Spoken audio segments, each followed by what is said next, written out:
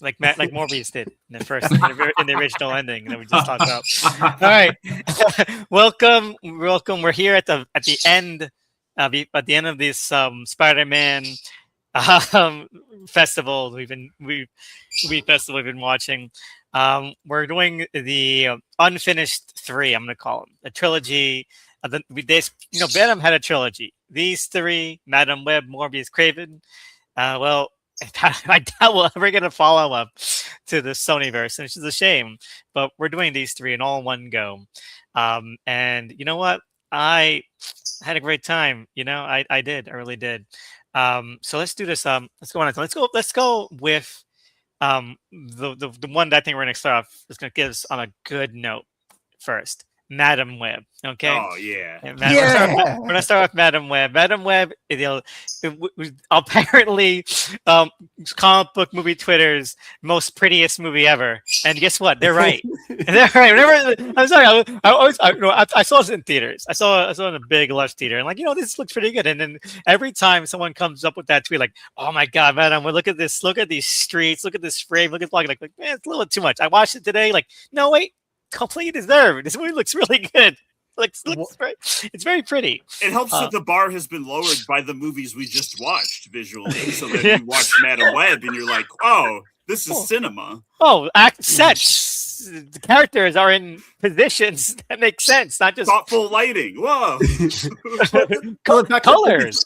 It's handheld, right? How many superhero movies made today are handheld, right? And then all the crash zooms, there's Dutch angles in Madame Web. There's something going on behind the camera. And aesthetic. Really, an aesthetic, right? And you actually do have to credit the director, S.J. Clarkson, coming in for their feature film debut out of a world of television. This is the most interesting work from a television director a superhero film has ever seen.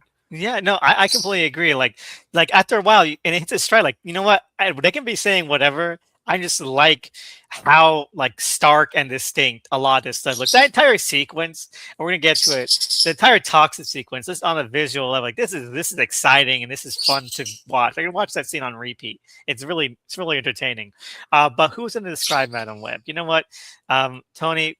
Do you accept the responsibility and the great power that will come with it? Yes, I do respect I do accept the responsibility from the dubiously culturally insensitive characters. Hey, that's my culture. They look cool. The people are mean. Those Vine costumes are cool. They're naked and shit. They're awesome. It's something straight out of the 90s. I feel like I'm watching Shadow or something. This is fucking ridiculous. This is the kind of bullshit. I don't think they exist in the comics. I really don't. But this is the kind of shit the comics would pull off. Oh yeah, Spider Tribe that wears vines. No, but also to me, it's actually completely in line with the Fortune Hunter type of historical adventure movie. Indiana Jones was kind of a parody of those almost. But this is very old school, some archaeologist goes to this forgotten part of the earth, right? It's very pulpy, right? It's completely within that. It's what I mean. It's comic booky, and people are mean. People are too mean to this movie. It's fuck it, Tony, describe what the movie's about. Yes. Well, I when it comes to what it's about, as you guys said, it opens up with this whole Indiana Jones treasure hunting pastiche, which is very bizarre for a movie that then tries to be a thriller for the rest of the runtime, but we'll get to that. But anyways, we open up with a pregnant Mother Web mother to Madame Web, who is comically pregnant, irresponsibly pregnant in the Amazon. But that's a plot point. 100 months pregnant. Yeah. 100 months. The baby's in a crock pot in her belly, and we meet there's this shifty guy with a red umbrella, and he's like, no, I need the spider peptides, and then he shoots her shoots a pregnant woman, and then the aforementioned spider people selflessly save her, but they can't help her. They can't save her, and then they speak in English, and they're like, don't worry, your daughter will intrinsically know to come and visit us in Peru when things get too hectic that one weekend. And then we flash forward to 2003, and she's working with Adam Scott as her like ambulance coworker, and for whatever reason, he invites her to his sister-in-law's baby shower, despite her hating kids, and it's all kind of there to set up how she's learning the future after a near-death experience. And of course, the only reason Adam Scott matters to the movie is because he's Uncle Ben. And when she's at this party, she's learning about her clairvoyance. She has to go to save somebody as they have to go on call. And then they realize one of their coworkers is about to die. She does. And she doesn't step in at the right moment because she doesn't understand her powers just yet. And then she's able to heal herself after skipping the funeral for the person she just inadvertently killed. But then through the power of the Christmas story, she's able to, Christmas Carol, she's able to, we said in July. It's awesome. There's no reason who's for her to watching a it, Christmas ever. Carol in July except for me, a freak. And even that version too, right? Like you would expect her to be watching something more fun, like the Muppets version. But I this is good taste. It's about like destiny and stuff. It's about like that whole like. There's gotta be other premonition movies. It's premonition. She can watch a premonition. You know, I wish she was watching Ebenezer by Ty West. Oh no, it's good to be back. It's good to be back.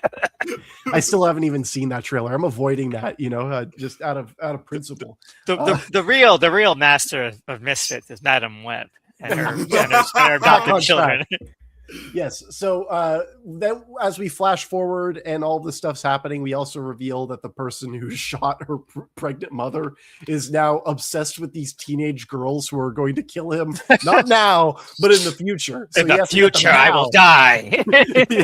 which is such a weird and creepy like plot for a villain, but you accept it because this whole movie is stupid.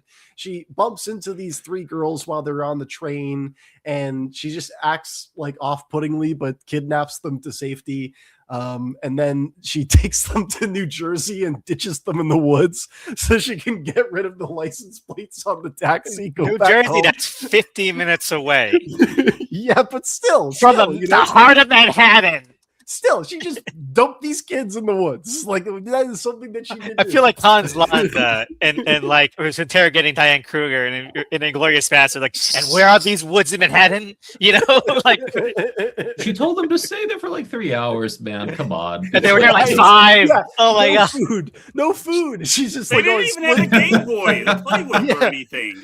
Game Boy Color. Game Boy Advance would have been out at this point. But the best part, Tony, I'll let you finish, Tony. But before the best part, you missed the best part in that Ezekiel finds the children to begin with because he uses the post 9/11 social surveillance state panopticon to track them down. With Zosia Mamet as his like overseer, his oracle. So 9/11 is a big plot point in this movie. That's right. Over it, yeah.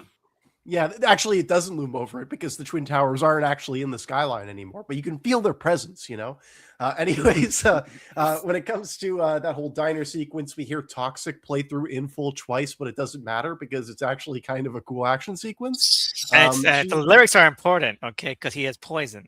That's right. Yes. Very important to notice. And also, I do like the fact that he just has Spider-Man's costume, but it's kind of inverted. Like that's a cool look. But anyways, she kidnaps them again, takes them to Ben Parker's house where she can ditch them to go to Peru to meet up with the spider people.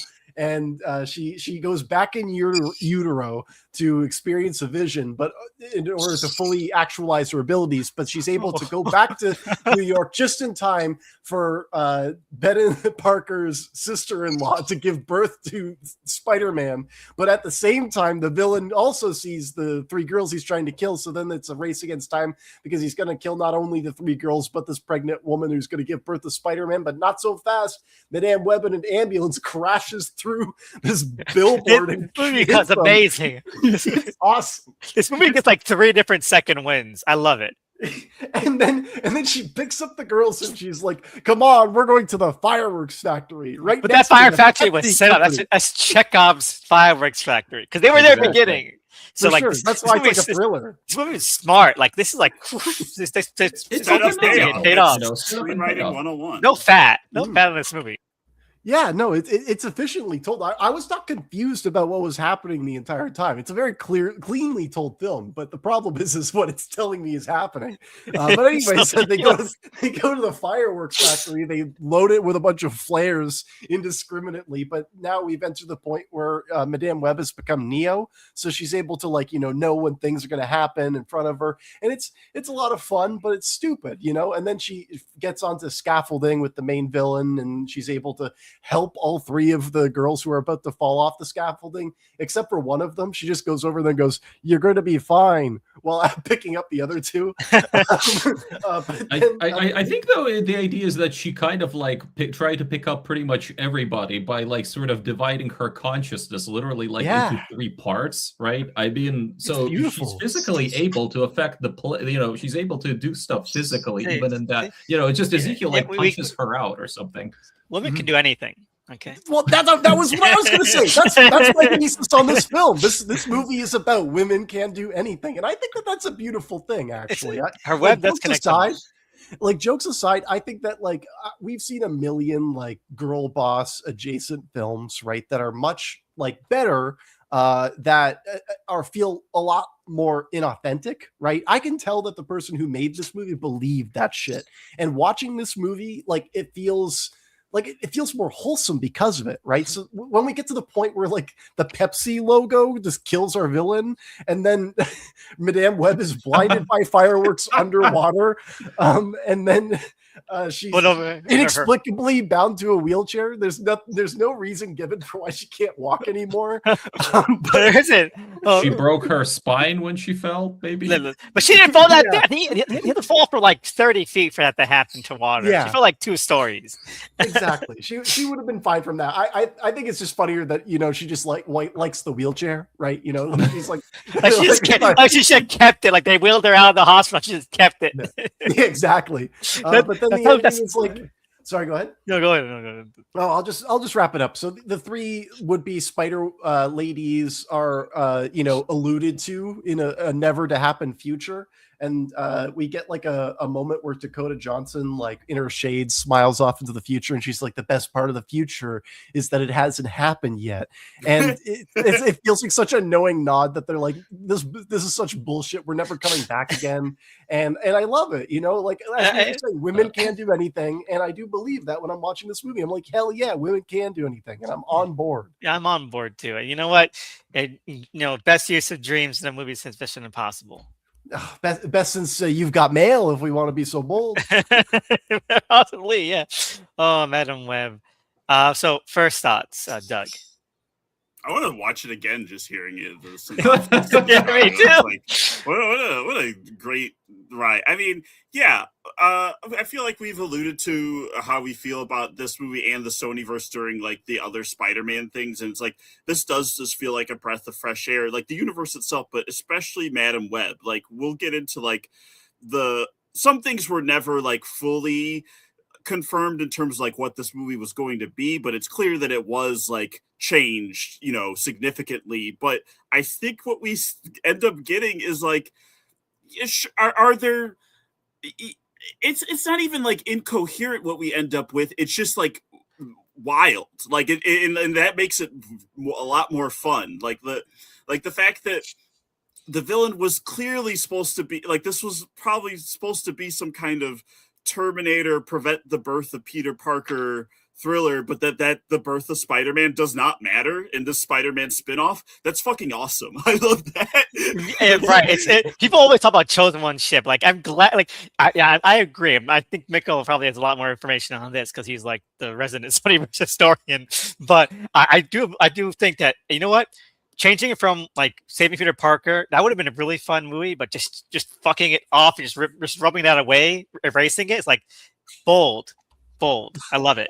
Yeah, because it's just this grown man now has beef with 3 teenagers who seemingly are what did he do in the future to make them want to kill him? Because just don't be evil. He got away with the one murder. Just don't do any others. Yeah, he killed a very pregnant woman, but other than that, all he has done is try to kill these teenage girls because they're going to try and kill. It's like a fucking Cassandra complex or whatever you call causing the thing you're trying to prevent. It's some sort of paradox. or like Terminator, right? But it's like a creepier version of Terminator. But I think it's using also surveillance bizarre. state to spy on teenagers. Yes, but it's also bizarre that like you would introduce these characters. You're like, they are going to be superheroes eventually, and then you don't even give us like an excuse as to how they are going to get their powers. They're right? normal ass girls at the end. They just live with a blind psychic lady. Yeah. At no point did they get like bitten by the spider. You think at one point I can go to his apartment and shit, right? No, everything is so separate. It's amazing. And wouldn't it have been better if they had become spider people because of his tragic fallacy or whatever? But instead, it's just like, no, I gotta get those girls. As he's like, Maybe she running takes barefoot through New York. maybe she takes them to Peru. How about that? Hey, You know? I think the idea though is that remember they show her with that spider in those final maybe vision scenes. So I think the implication is that she did get his spider after all. And yeah, and look, I can't completely confirm everything about this movie. The fact that the idea that it had a Terminator kind of plot was something that was very much rumored, especially when information leaked that they were casting Emma Roberts as like the young mother of Peter Parker. What I can say though is that originally this was indeed 100% a prequel to Spider-Man Homecoming. Okay, like there was like concept art of of Tom Holland Spider-Man battling Ezekiel and probably like a scene set in the future or whatever. And I don't know exactly to what extent did they shift things around precisely. Like I think like a lot had to happen in the in just like the rewriting of the script stage, because by the time they started shooting that movie, this movie, like No Way Home had come out, and they had to kind of separate this movie from it. So originally, that's why this film really tackles at least two big questions pertaining to Spider-Man Homecoming. Or originally it was supposed to. One is Uncle Ben, who you might remember was kind of a mystery there. Right. The other one was the great casting. Yeah, it is. He's awesome. He's so good. He's so good. He's such yes, this is Uncle Ben. Let him die. Is it just me, or do him and Dakota Johnson have like not just like friend chemistry, but there's like a sexual vibe? It feels like they're exes. I think that's why they have like this is serious. Yes. Like little my best friend's wedding, Julia Roberts kind of. Yeah, vibe. they hooked up in the past, and now Ben's settled down or something. It's like who invites their coworker to their / sister-in-law? Yeah, but their boss is there too. They're why are all the EMT people there, right? Like, who does that? There's an emergency group.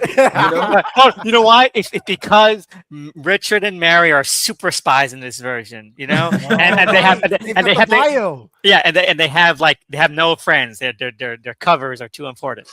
Mm-hmm. No, but I have to say though, just like on that note, I really like the scene where they're just like hanging out and talking. You feel like, these people have a lived-in, there's something lived in there. There's some kind of relationship there. Maybe we're not getting everything. There's light behind the eyes. Yeah. And I think that was very well done. Really, the first act of this movie, before you start to notice that like Tahar Rahim's dialogue has been ADR'd.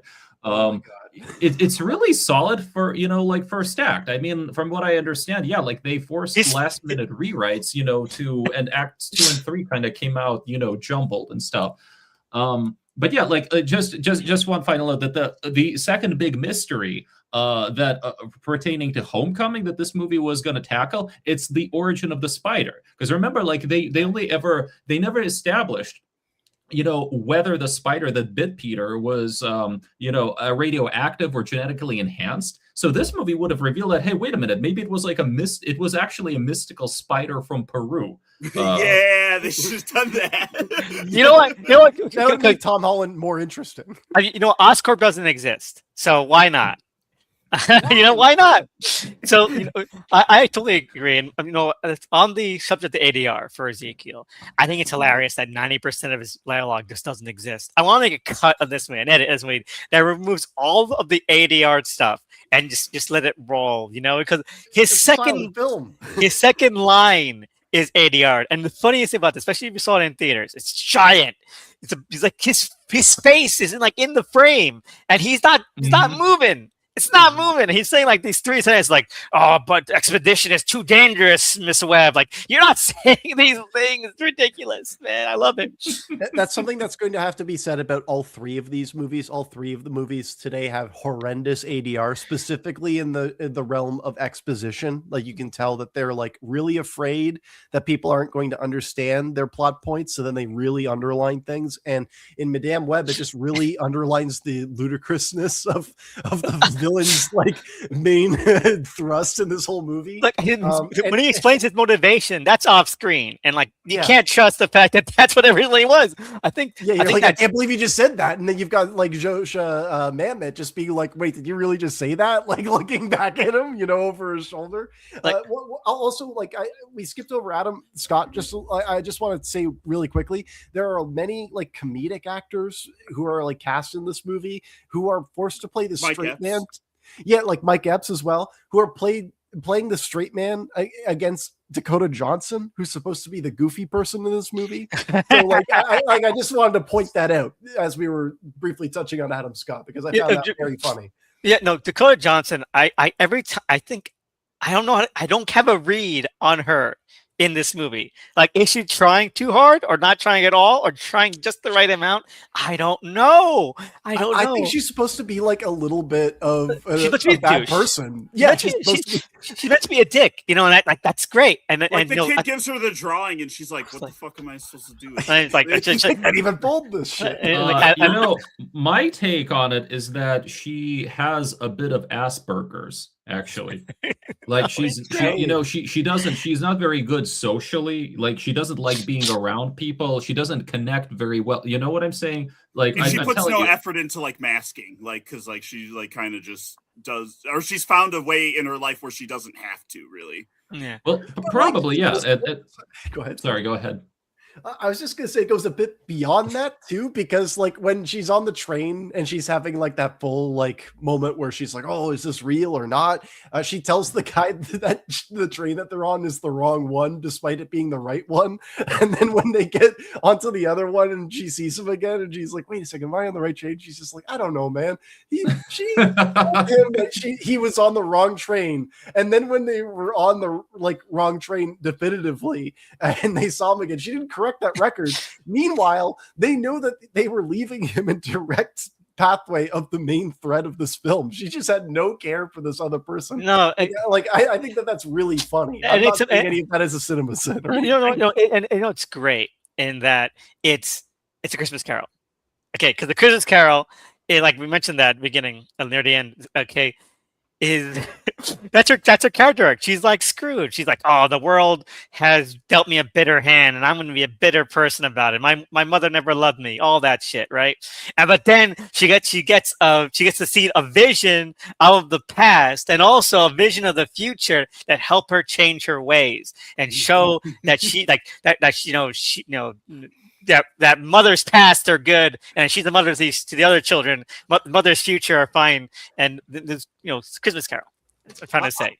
I just want to point out during that sequence where she's like underwater, seeing all of that visions. There's 2 different versions of Dakota Johnson. There's like the real Dakota Johnson on close-ups, but whenever they go to a wide shot, they clearly created a CGI Dakota Johnson.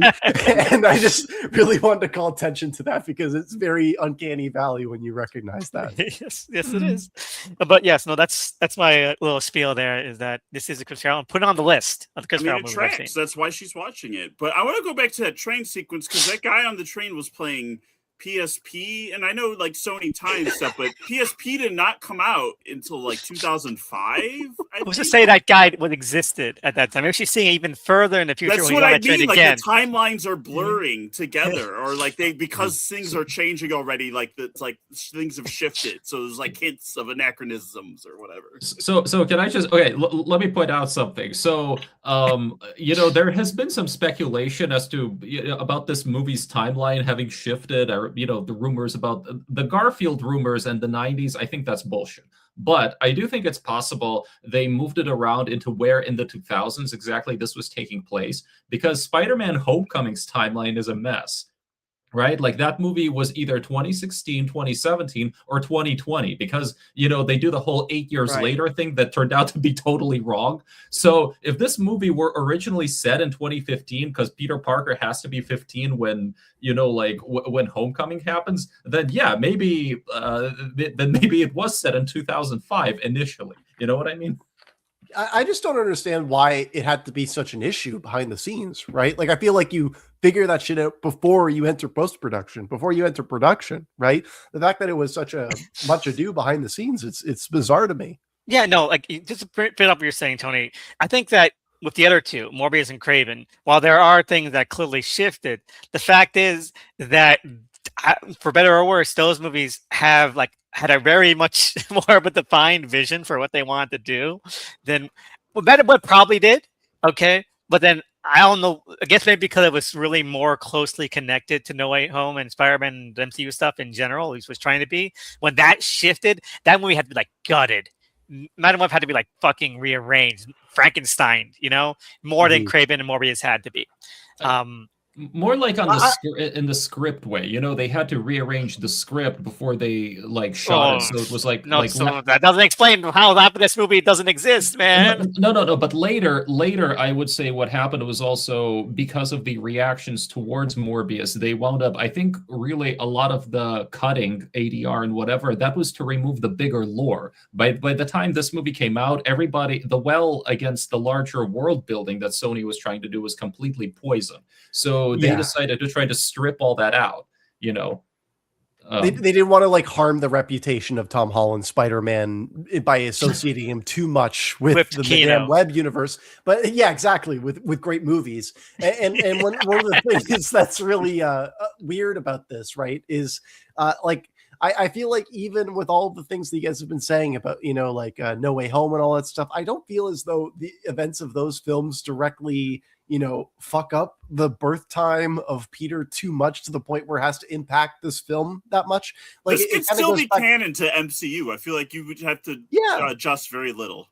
It just speaks to the larger issue we've had with these more recent Spider-Man films, with just a lack of confidence. And then also another thing, it's yes, this movie does feel like a Frankenstein's monster of reworking things that did and didn't work. But honestly, I'd say this feels more like a complete vision than Morbius. I feel like Morbius was the movie that was played with the most and came out the least successful. I agree. I feel I might mean it's Frankenstein. On the other hand, a bad thing because it keeps as much of what's entertaining as possible. Morbius, I'll talk about when we get to Morbius, but Madam Web, it's boldly going somewhere, and going in multiple directions. It's like we're just pushing through with everything.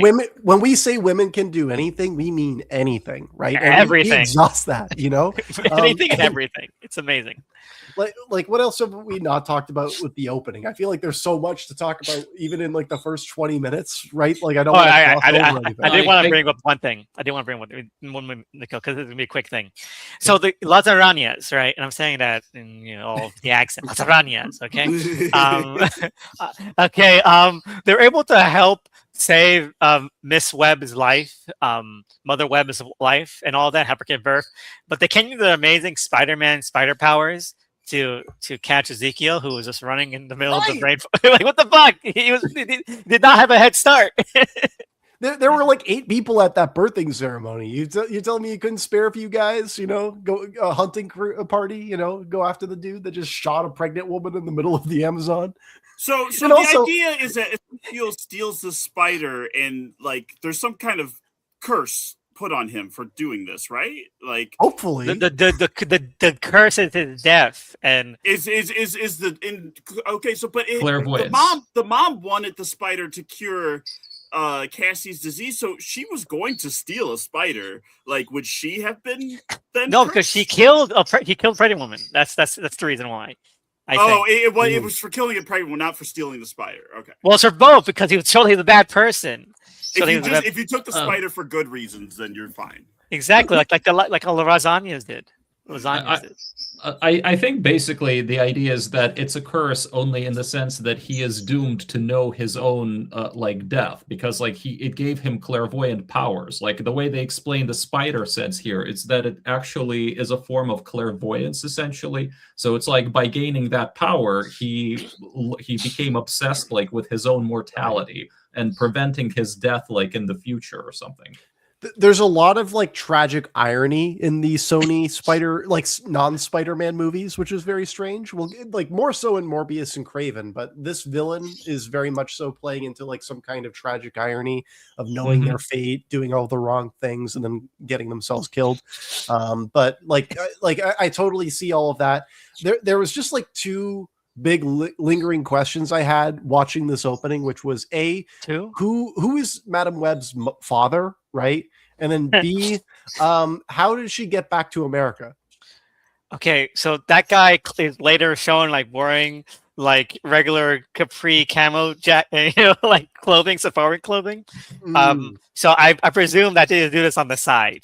The onions are their secret identity, that's why they wear the vines that don't cover anything. I'm just glad it wasn't revealed that she was like, Russell Crowe's forgotten daughter, that he just abandoned. I know. My assumption was, okay, and now I know that this makes no sense because we see the trailer, we see the flashback where she was already pregnant before she went on the expedition.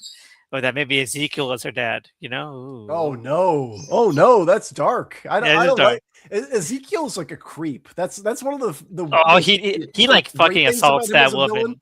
Yeah, like that's the thing is like you can tell that this is like a movie that's like got a different perspective on how to portray like heroes and villains. And the fact that they make this dude such a creep and like a weirdo and like get him away from me. I think that does work for like, as silly as some of these events can be, when you realize what he's actually doing, I'm like, yeah, no, I'm still like not liking this dude. I still don't want our protagonist to have to come into conflict with us. So it's ultimately effective in that way, but it's just like at the same time, it's still so silly that it's like, we got to get these 17-year-old girls who are not yet Spider Women. I mean, regardless of his motivations, he does feel like a real threat, like during his action scenes. And I feel like part of that's just the way they're filmed, where you're just like, yeah, if a guy who could move like a spider decided to be evil, it would be really scary. No, I know it's so funny because like people were talking about last couple of days. I'm not sure if you saw this tweet. I think maybe Doug did. I think someone retweeted it. Someone was saying like, "Oh, Tobey Maguire had the worst swinging and the worst action." And well, let's put a pin in that, because Ezekiel swings really well, and he's not even fucking swinging compared to Tom Holland. He doesn't swing. He can't do. He doesn't shoot webs. He's just jumping and leaping over. That's still better swinging than Tom Holland ever did. And the choreography, the spider choreography in this movie is phenomenal. Like, it's so sleek and effective and inventive. It's great. I love it. I also just have to call out quickly that all three of these movies have barefoot people with superpowers. You're right. Call that out. Sorry. Interesting. Yeah, that's true. They're animals. They're animals. Wait, hold on. Who's barefoot in Morbius?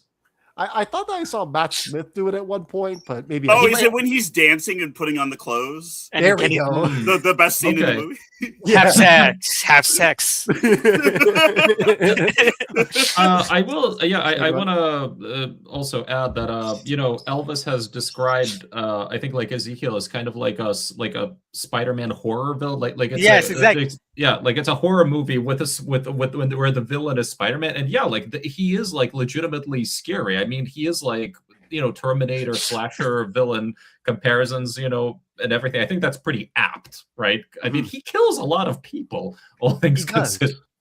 If this was supposed to be a Terminator thing, they should have made him like Robert Patrick and made him not talk, right? And I'm not, trying to be mean to that actor, right? But it like so clearly or make him like a normal dish dude, he's like wearing a straight piece suit with no shoes and like wild hair. Like, come on, man. Or he only talks when he absolutely has to, and it's like for like very like succinct social manipulation, like a Terminator would. Give me the teenage girls.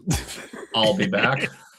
If we're talking about dialogue as well, I did just also want to call out, like, early on when we're introduced to Dakota Johnson in the ambulance, like, "Don't go room temp on me" is just such a great line. I also wanted to call out when she's like, Madam Web "Oh, is such a dick. I stopped for you and you flipped me off. These people," like, whatever that line is, just like, I love all of it. This is like a warm blanket to me. Dakota Johnson is like treating this like a fucking play. Like at some point, like theatrical play, like she's on stage. Like this is what's going on in her mind, man? What are these choices she's making? That's why it's a good performance, because like even though this isn't comic accurate Madam Web, she is kind of inscrutable in a lot of Spider-Man stories where you're like, what's the last scene? The last scene is really good though, because that really does. The last scene really does when she's like on the hospital bed, all fucked up, and they're like, "Oh, he's so happy to be an uncle," and he's like, "Not for long." Yeah, she knows he's gonna die. It's so great. Like that's a great Madam Web. Like you got it. This is it. This is all worth it. She's Madam Web for real now, and she's still kind of an asshole. I like that she's laughing at the fact an asshole. She's laughing. She's like smiling really hard at the fact that he's gonna die. Somebody who invited her, he invited her to a family function, and she's like, he's gonna die, and it's hilarious. Like that's so crazy to me, but it's awesome. Madam Web rocks. That's classic Madam Web. That's Spider-Man TAS Madam Web. I don't know. I mean, I think maybe that's like reading a lot. At least I'm not sure that's how it was intended to come off. Did it? Right. That's what he thinks. Personally, I think I suspect actually the original idea would have been towards the end is that like you would see some sort of the idea was probably that she was the one who was responsible for creating Peter. Like she's the one who ensures that spider is there to eventually like bite him and everything because she goes to the funeral. I knew your uncle, Tom Holland. I think we've kind of like talked around Dakota Johnson and like her performance ability, but I think her off kilter, like nonchalant, like whatever man approach to this performance is kind of refreshing. Especially when we've seen so many like stoic, like I'm the hero, Yes. In a way, it makes this a lot more fun and flippant, Like I don't want to like compare this to too many chick flicks because I feel like it would be like demeaning in some way. But like this movie can sometimes feel like a Spice World, Whereas it's like we've got like the girls are just hanging out, and we got to sort out some shit, And I like that. That's a good thing, I think that superheroes should strive to like feel differently from one another. And what works about this movie, even when it's at its most bizarre, is that no other superhero movie feels like this. No, 100%. Dakota Johnson, you mentioned before Don Watts films, right? Like he comes from like, the world of 500 Days of Summer and all that kind of stuff. Like Dakota Johnson performance feels like it'd be more at home in one of those little quirky indie comedies where she's like the awkward individual, but no, she's like the big superhero movie hero, and she's still doing this. Like I love that. I love when the hero of these things is a little bit more like off kilter. I hate. I'm not going to say hate, but I really find it tepid and boring when they're just so stoic and so like precisely like constructed. That's why I like shit like Black Widow, where she's just fucking bullshit. Black Widow herself, like I hate my family the entire movie, because I was trafficked as a child, and I hate my family. It's ridiculous. It's insane. It's an insane movie. That's why I love it. Or Thunderbolts. Just a bunch of people who shouldn't be heroes, but they have to be. I love that kind of shit, and that's Madam Web to a T. She's a prick. She doesn't like children. She commits crimes. She commits lots of crimes. It is pretty funny when like they're listening to the radio and she realizes that, she's like the prime suspect for like all the murders. A bunch of murders. Yeah. I love the way she plays that scene too. She's like, yes, they finally got that guy. They'll take care of it, and it's all done. And then it keeps going like. Dakota Johnson is playing this like Mr. Magoo to me, like this. It's like a sister episode. Yeah. Mm-hmm. Because she is intentionally. I don't think it's like a thing like where we're laughing at her and not with her. Because I think this movie is intentionally funny in a lot of parts. Like when she tries to climb the wall, like the way that scene is played. Like that's being played for comedy. Yeah, I mean, testing her powers and everything. Just on the subject of her powers, I think what really makes this an intriguing like superhero movie is that her powers are not at all physical. They're not at all the kind of stuff that you would normally see. It's kind of like, how are they gonna make this look visually dynamic and action packed and everything when it's like her ability is basically to see into the future and exist in different timelines and whatever, right? But they actually make it work. Next. Yes, and also what's interesting is because like we've been introduced to this character who's kind of prickly and like doesn't really like spending time with other people. She's now forced misanthropic, perfect word to describe her, right? But like to put her in a position where she has to care for other people, where she has to step up and like be the hero, right? That's just a great juxtaposition. That's just an interesting way to write a character, right? So even though it's absurd where it's like this person's like, whatever, man, I don't want to save you, right? It still is actually dramatically compelling because she goes through with it and is good at it because of her powers. So it's like it's like, really bizarre. It's like if James Gunn made like a companion piece of Super or some shit like that. Sure. Yeah. Actually, you're not far off. This can exist within the same universe as Super in my eyes. Maybe if this movie was made in more poor taste. Exactly. The poor taste. But I also want to note is that this is the second Spider-Man we talked about where someone has the technology, a rich man has the technology to spy on teenage girls. What was the first? Far From Home.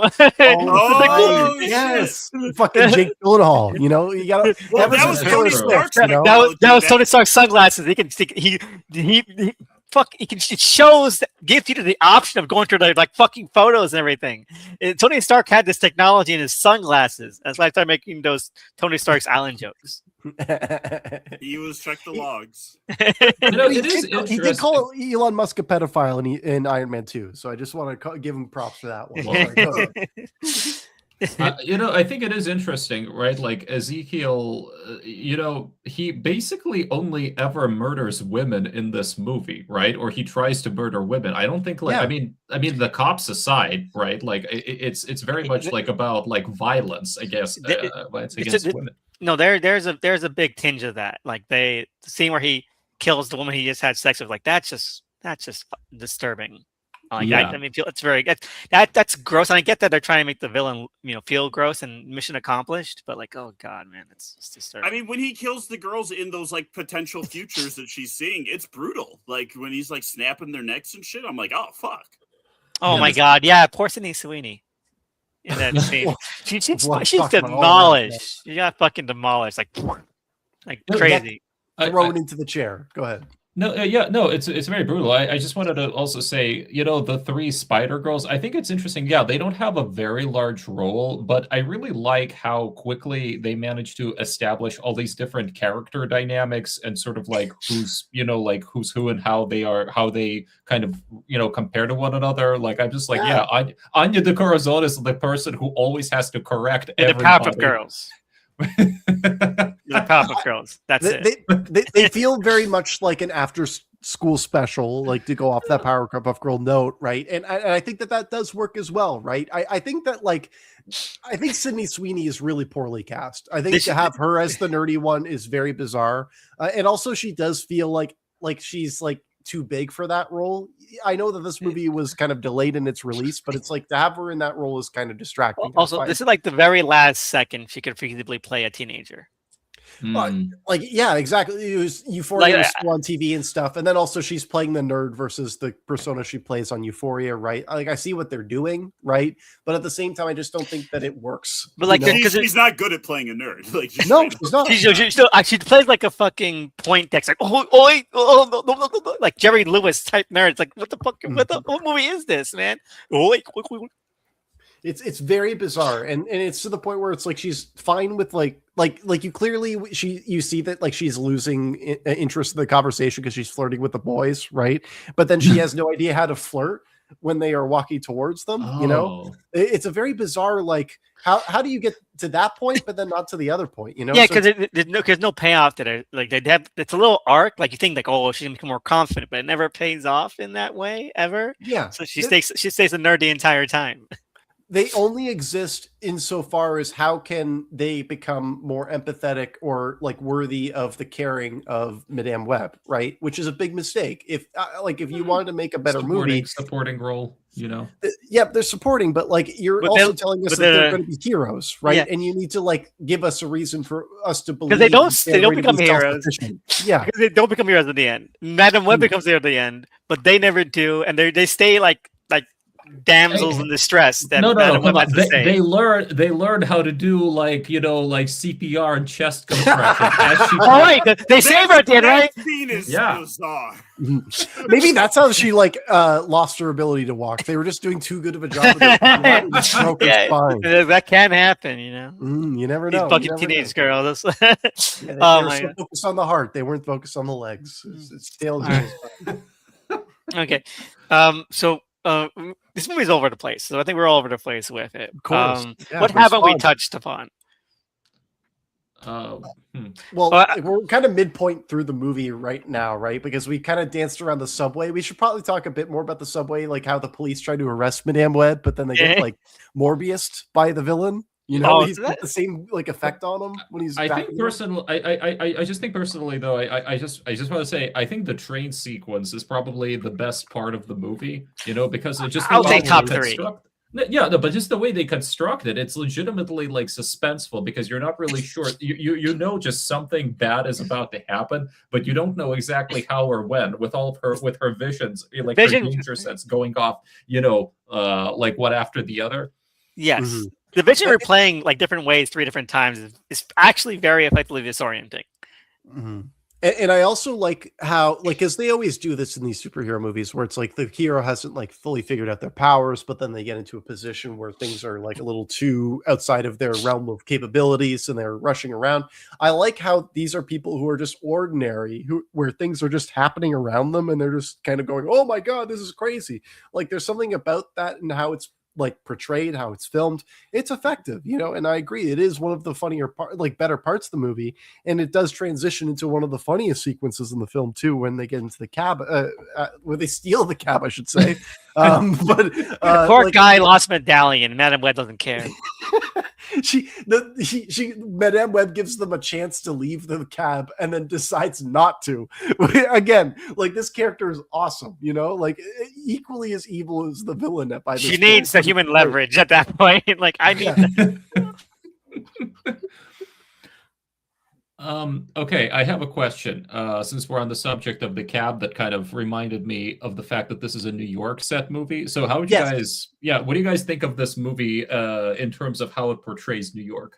You know Great. what? I'm glad you brought this up. You go ahead, Elvis. But go. You know what? The guy was right. New York is a whole different level of crazy these days. And he's talking about, and he's talking about, and you know, and he's talking about 9/11. Okay, Yeah. it's the best 9/11 we ever made. Yes. So Uncle Ben was in the war. He came back after 2 years of serving, man.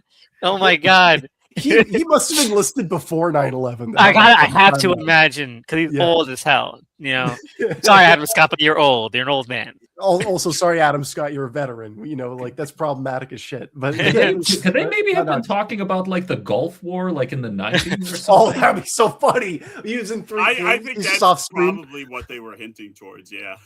Oh, that's so funny. But still, like, come on, like you know, she had to like you're still bringing up that in the Gulf War. I Oh. just wanted to bring back to the New York thing because, like, that's an excellent point, and it was something I thought about as well. I think that Madame Web is obviously out of this and Morbius, definitely the more New York movie, and this movie feels more like a New York movie than any of the Tom Holland Spider-Man movies. Even though you can clearly tell that a lot of this movie is not shot in New York. This is clearly like another city pretending to be New York for This a is lot like of it. Just- Massachusetts. I Yes, think. exactly. It's That's awesome. Seattle, maybe, you know, I don't know, something like that. But no, because you know what? Liveliness, the liveliness of the characters. The cops are Exactly. dickheads. Madam Web is a dickhead.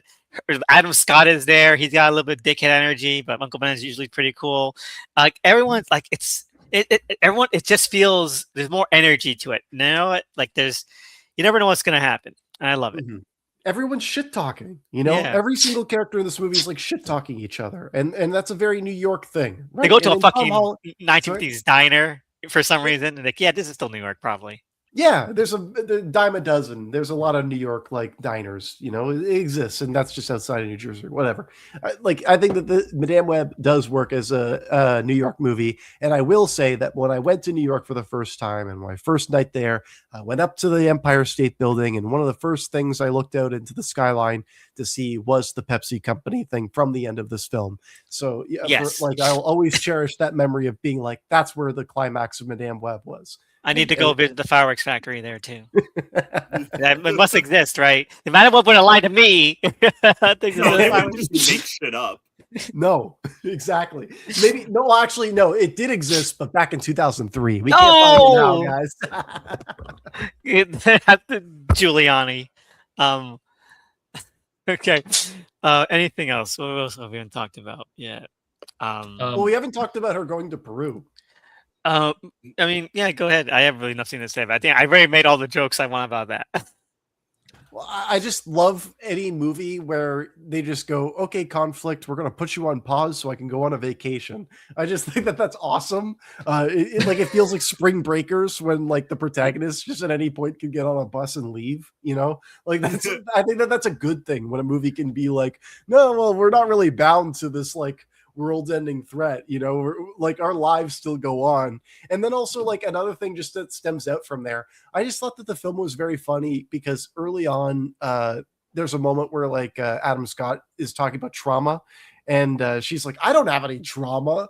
And it's just so funny because obviously this movie is going to be like so steeped in like her unresolved issues with her mother. But the fact that Dakota Johnson plays it so aloof throughout all this movie. So then when we get to that point where it's like a reveal in that way, like the moment when she's in the dream and she sees that her mother is doing the peptide shit so she can save her, she does this like really like, she covers her mouth and goes, oh my God, she did love me. And there was just something so sweet about that, but also like hilarious. Why did you hate me so much? Well, like everything about it's just so dull, but then also like sincere, you know? Like that's the word, sincere, right? This movie, and look, I think the Sony movies it has ambitions. Yeah, well, look, I think sincerity is a very, that's like one of the primary qualifying characteristics of the Sony movies versus like the MCU films. And that's what I think a lot of people hate. They are turned off by the fact that these movies tend to play the emotions like very straight. I mean, you know, say what you will like about this film, but I think just on a scene-to-scene basis, it feels like very emotionally like coherent. Like there's that emotional through line that kind of carries you, you know, from one scene to the next, despite like, you know, the stuff that is that, you know, that can be distracting like on a technical level. Sorry, go ahead. I want to say one thing about Peru. I do love the web effects, you know, like of her mental mind. Like that'd be cool to see again. You know, I think Across the Spider-Verse does a little bit of it when it shows that, but no, like it's so cool. Like there's mystical. She sees the past and the future, and she's like doing all that shit. It's great. I don't know, little side note. I love the powers. I really do love how they visualize like Webb's powers. You know, with all the, you know, like with all of like the goofiness of it and everything. But it's just visual. You know, from a visual standpoint, it is very different and unique from what we've seen before. And you do get that sense of, you know, there's something mystical. You know, maybe like spiritual going on here. Like, you know, is she traveling through time or something? I actually kind of wish like they didn't even have that opening sequence, because everything you need to know about her mom and what happened there, she learns that, you know, what the moment she has her vision. Yeah, no, I agree. It kind of felt weird, and maybe you felt the same way.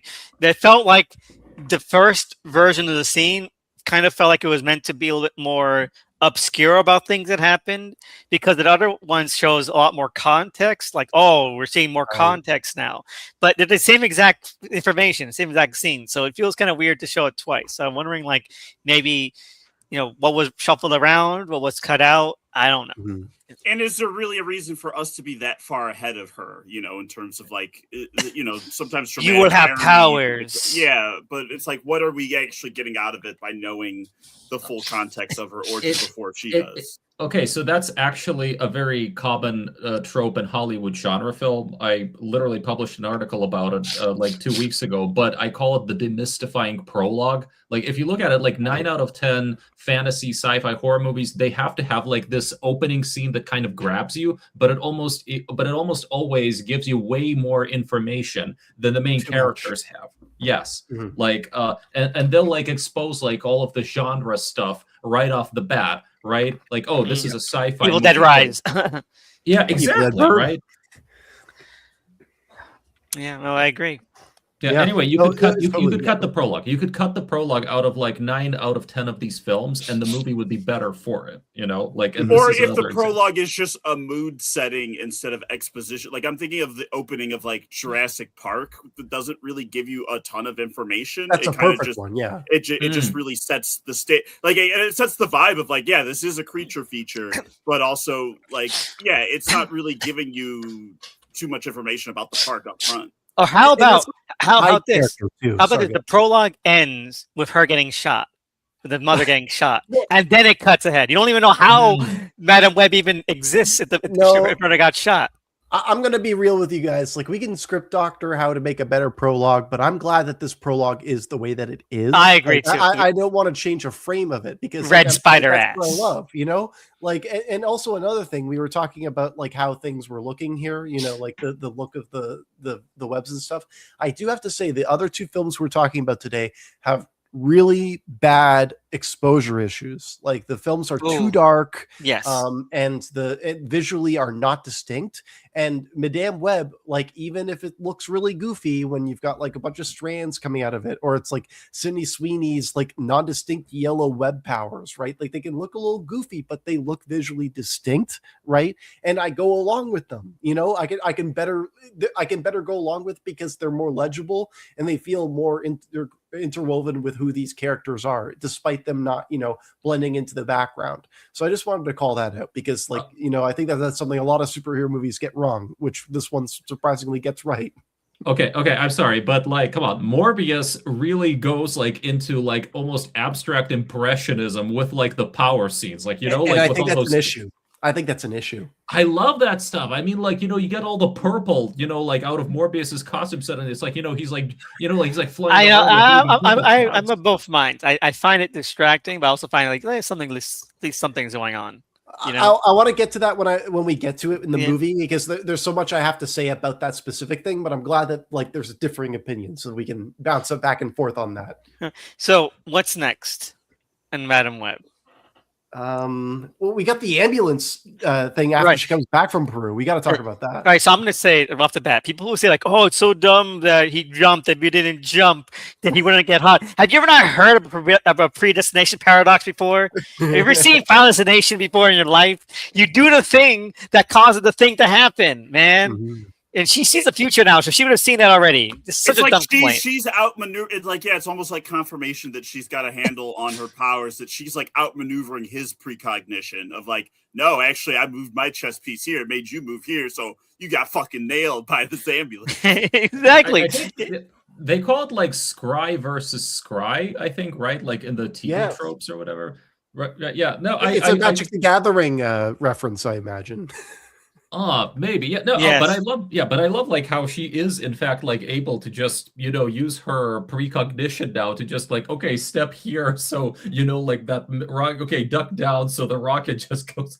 I mean, it's fun. I will say that. Like, and again, gets to hit him with a car a second time. That's amazing. It's great. It's great. The reason it's fun too is that it feels ordinary, right? It feels like anybody could do that, where it's just like, oh, okay, I'm just gonna like duck down right at this perfect moment, and then that's gonna happen, and that's gonna open a door, or like she drives the ambulance at the perfect time to hit the person.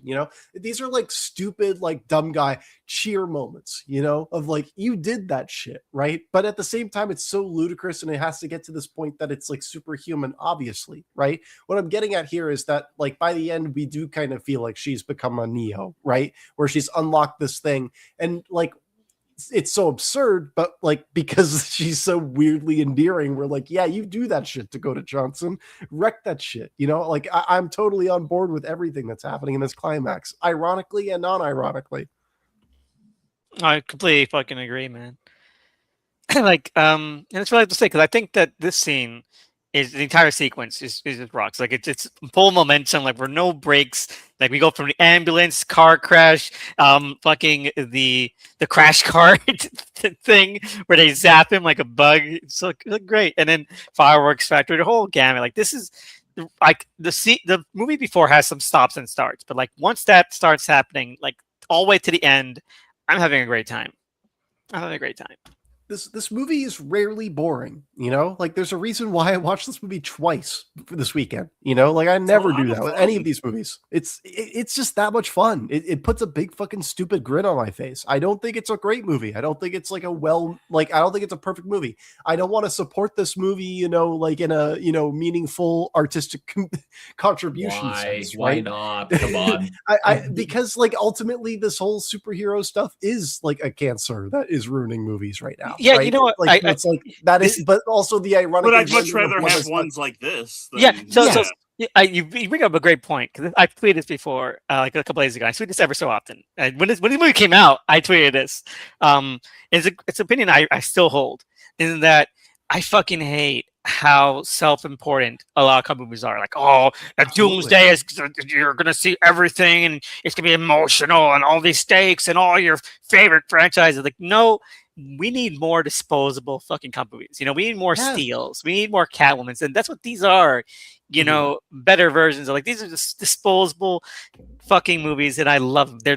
They're little small morsels, and I feel like we need more like this. We don't need more Doomsdays or like fucking Guardians of the Galaxy 3s. Even though I like that movie, it's like, just fucking tone it down a bit, man.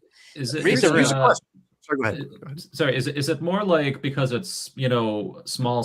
I mean, when you say disposable, is it more about it being like small scale, self-contained, or all like, the above? All of the above. You know, like, doesn't take itself so seriously. You know, the actors are just, you know, like, there's not a lot of like, oh, this is gonna be so amazing. Like, no, it's just Madam fucking Web. Like the standstill incidental, like the fact that she meets these three girls and it doesn't, the moments aren't even played. Like it's just like an accident almost that she like bumps into these girls. Yeah, like it's like no one's going to bat saying that, you know, Madam Web is like this fucking masterpiece. Like, we all really enjoy it, and we all really enjoy it. That's great. We can just enjoy something. You don't have to be like, this is like fucking the most brilliant movie ever fucking made, like some people are saying about fucking Deadpool 3 of all movies, you know? Yes. And also, like, a lot of these like Marvel movies, they're not so much like this is a thing that, no, they're boardroom meetings, right? They catch you up on like, this is the state of Marvel right now. This is what we're doing right now, and you got to accept it because this is the cool direction we're going in, right? And yeah, here's the preview for the next thing. Yeah, and it's like, that's not a movie to me, right? And whenever there is a chance when any of these things can just feel like its own offshoot that doesn't have to connect to anything in any kind of meaningful way, I accept that and I treasure that, you know? I would much, like, I've gotten to the point where I care so little about these MCU movies that I would like to see more Ben Affleck Daredevil over this shit, you know? Because at least at that point, you know, it's funny and it's fun, right? And the problem now is, like Elvis was just saying, it's too self-serious, you know? And it's so self-serious, not just in what the films are, but it's because these movies are like the backbones of Hollywood. They are the things that have to make millions of dollars or else everybody dies in the industry, right? Yeah. So it's like, this is something where it's like, I think that's a terrible way to make movies. So it's like, the more that we can devalue them, the more that we can, you know, put them in a position where they feel more like Madame Web. That's not just like better for more interesting movies. That's just better for movies in general. They need to be taken down a peg, because like, and it's when people are like, oh, but like No Way Home is like this fucking masterpiece, and these movies are degrading the value of No Way Home, and Tom Holland's a fucking genius businessman. I hate that. You know, Tom Holland has the best taste of all fucking time, apparently. Like, what the fuck are you guys talking about, man? It's Kraven the fucking Hunter. He fights a giant asthmatic, nerdy monster, man. Let's just go for it, man. Let's do it. No, that part I agree with. I mean, look, I have a lot of thoughts about the blockbuster industry because in my mind, well, I mean, we've been having like these big, these like sort of like big blockbuster movies since at least like 1980, Of like I course, mean, of and it's course. always like, they make the most money, they're constantly being churned out, like it's, the studio system, right? Of Like the course. conveyor belt, like, filmmaking and like lack of original ideas and whatnot. I mean, I think like superhero movies just became kind of like the latest, for a while, Yeah. I think before superhero movies, we had disaster movies. I just Now got to we're interject moving real quick. I just got to interject real quick. video I games. totally agree. I totally Yeah. agree on all fronts, right? But back then, there used to be like dozens of studios, right? Now there is like 2 or 3, like, and I think that is five, the six, issue. no, But five, like, six big conglomerates and stuff, but Marvel is the one studio that makes superhero movies that universally everybody cares about, right? Like if we're going to get to the closest thing of a monoculture that we can find in modern day movies, right? Then the MCU is it, right? So it's like that's the issue I take with, right? Because like back in the day, even if let's say in the 90s, right, there was a huge like influx on, like generic action movies with lots of explosions with like Bruce Willis or something, right? Everybody got a piece of Bruce Willis, everybody got a piece of Will Smith, it was in a position where everybody could have shared the wealth in that sense, and some of them would flop and some of them would win. We're in a position where it's like the studio that holds all the cards is one, and all of the other ones that attempt to do something are tossed aside because it's not the one. And I think that that's awful. That is killing the industry. Look, that I agree with because, I think it's good to have competition. We used to have like these franchises owned by different people, like there was like, Warner had like Batman, Superman, etc. Fox had X-Men and Fantastic Four. It was more dispersed. And then it's like, well, you got it all focused under Disney, and honestly, like I feel that's like the thing. I really hate a lot of the discourse where people just crap on the Sony movies because there's this prejudice right there because like like 100%. Sony's like keeping Spider-Man away from the MCU or Sony's Like all those old fat nerds. I can say it. I'm an old fat nerd, so I can say it. No, and the media like cheers it all on. Like there's just so much, where the critics, they just like, they see this echo chamber and they decide to, like write articles that completely like, that completely uphold and like perpetuate and popularize that toxic discourse, and to me, it's just like, oh my God, what is the matter with you people? Yeah, like on that note of monopoly, like in terms of like, having one company own, like, yes, there was some excitement, like when Marvel first got Spider-Man back, where I was like, the possibility was like, just the little kid part of me that still existed was like, yeah, oh, that's cool, they all get to be together. But then if you think about it for more than a little bit, it's like, why does one company need to have all these things? Exactly. And why is one seen as more definitive or authoritative than the other? None of these people, none of the company's executives, none of the studio executives, none of the producers, writers, the talent had anything to do with what these characters were or where they came from.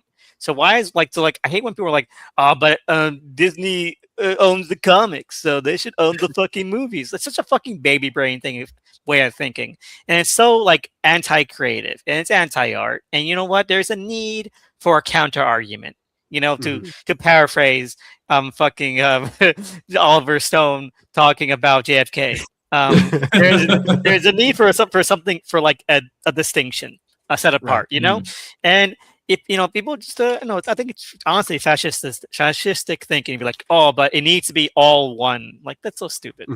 No, it doesn't need to be one. I will say on that note though, it's interesting how Madam Web does seem like a at least like relatively distinct movie, but and not one that's like self-important. But I do know that when they were pitching this movie, like planning it, when it was in the planning stages, the idea was that like Sony really wanted to do a film with like women at the center. There was a lot of talk about like the importance of representation and how we have to do like a female.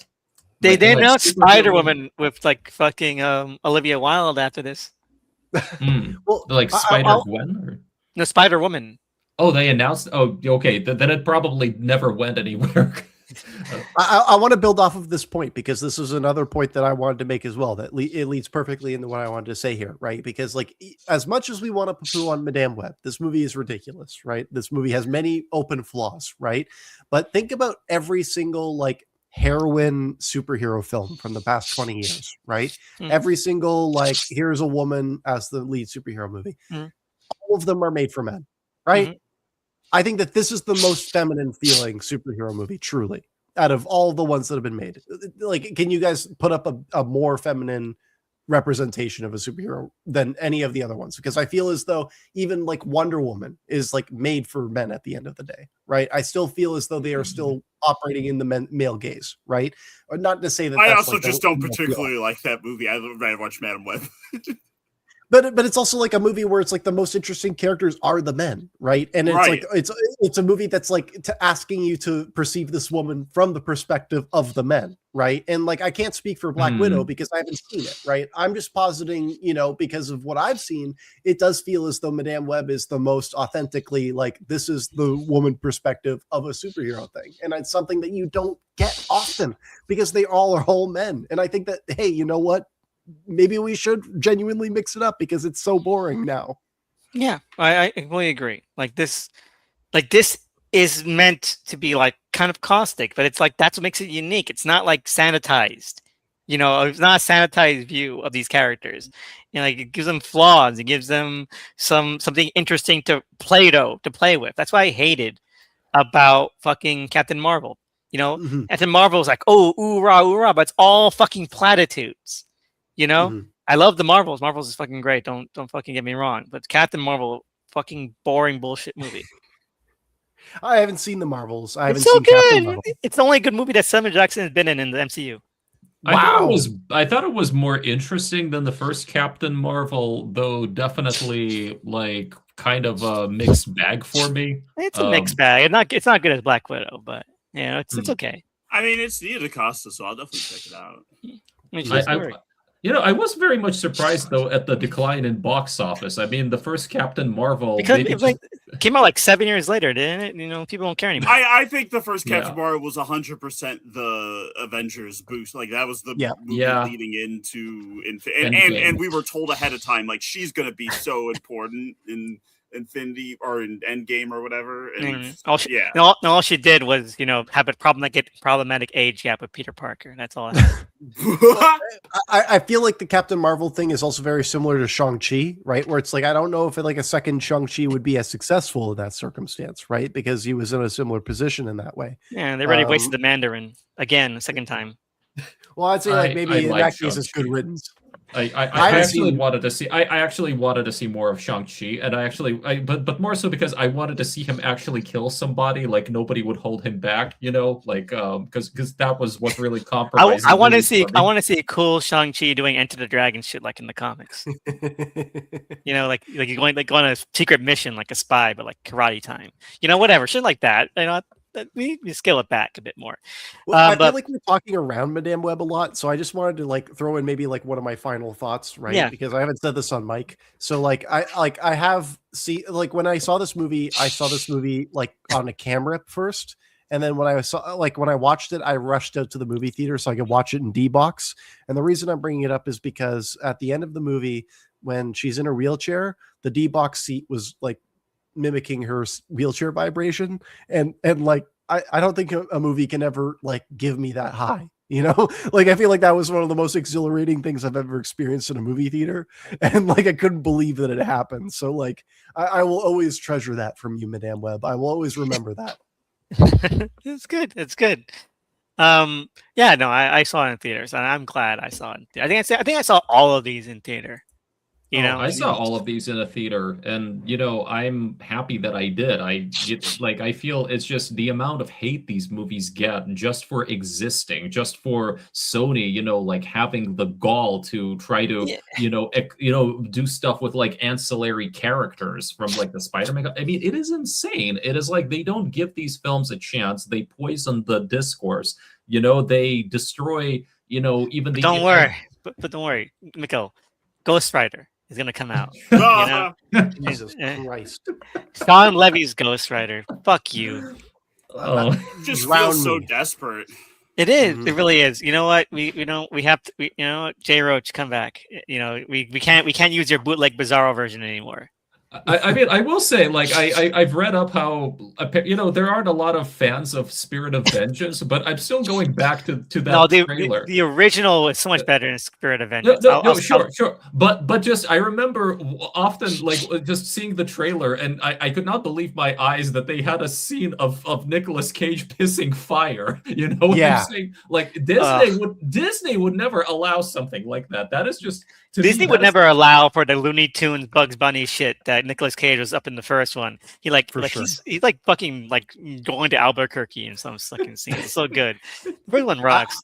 I don't think either of those movies are good. I will contend that the best action sequence across either of them actually features Idris Elba in the opening action sequence in the second movie, where he flies off of a cliff and he's shooting at them with his handgun as he's falling off the cliff, and the camera is right next to him. I'll need It's to like one of rewatch the that coolest one shots. because I still like the part where like he's fighting the wind demon in the first one, and he like twirls around his chain to create a tornado to capture it. It's fucking great. Isn't fucking Rebel Wilson the goth person that they interview in Ghost Rider? Like first when one? in the first one, they have like man on the street interviews, and then Maybe. they like interview a goth, and then there's like this goth that's like, yeah, like his head like caught on fire. Like, And maybe like, that might be Rebel Wilson. I remember Kinda being sounds surprised. Right. But anyway, any last Also, thoughts on real Madam Web? fans remember Robbie Reyes from Agents of Shield. I remember him. I thought he was really great Too in old. that arc. I thought that was. I like Agents of Shield. I mean, I'm not trying to start a whole discourse on the show, but it was a good. It was a fun. show. It was. Look, there's a reason why it was the longest running Marvel series. Ironically enough, Low And standards? No, okay, look, I like that show, okay? It was very much look, it's very difficult to produce a 22 episode per season genre series that actually progressively gets better. Like and that's what Agents of Shield did. I mean, Yeah. that series became legitimately great in seasons 4 and 5. Like, I mean, and season 4 had Ghost Rider. I mean, season 4 had Magic. It had the Darkhold. It really broke away from the MCU and started doing its own shit. And it was great for TV. It was legitimately just, great, entertaining, Marvel-based like television. Okay, I'm not joking. All right. So, any last thoughts on Madam Web? What do people make of the fact that like they actually kill off Ezekiel and like none of the visions with the Spider Girls killing him ever come true? Good. I think it's funny that like it kind of implies that the visions were like a trick to keep him from realizing it was her. But like, how does that make any fucking sense? I don't know. I'm with it. I mean, it's kind of the same moral as Terminator 2. The future is what you make it. It's like it's not set in stone. All they did was make his death earlier. All I have to say is women can do anything. It doesn't matter what the future is. Women can change it. And I think that's a beautiful thing. Yeah, it makes more sense here than Terminator 2, which is so much worse than the first one.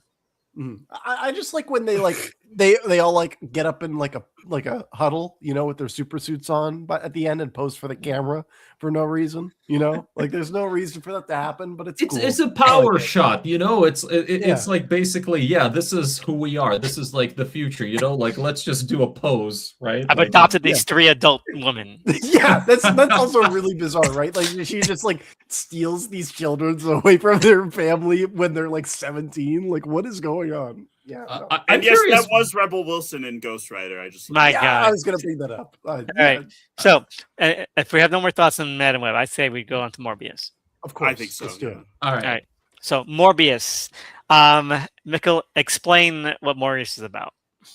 Okay. Good luck. Well, all right. All right. So Morbius is a dark, tragic vampire movie about a modern day Dracula, like a guy who did who wanted to basically save the world by Dracula, right? Yeah. Explain the movie, Mikhail, not your fanfic. Come on.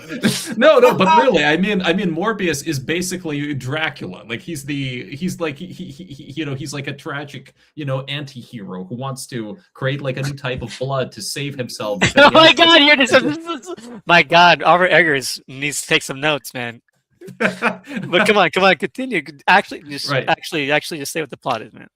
Okay. So Morbius is a guy with a blood condition. He goes to find some bats somewhere in some part of the world in order to heal himself, and that ends up turning him into a vampire. And he has a best friend / adoptive brother who has the same condition and who also wants to be healed. And he turns into an evil vampire. And he's being pursued by these FBI agents who are tracking guys like him and Venom across like the world because they've got superpowers. And anyway, Morbius is forced to kill his brother, and his girlfriend dies, and he goes on the run because the FBI guys are presumably still after him. That's pretty good. This movie sounds pretty good. I like it.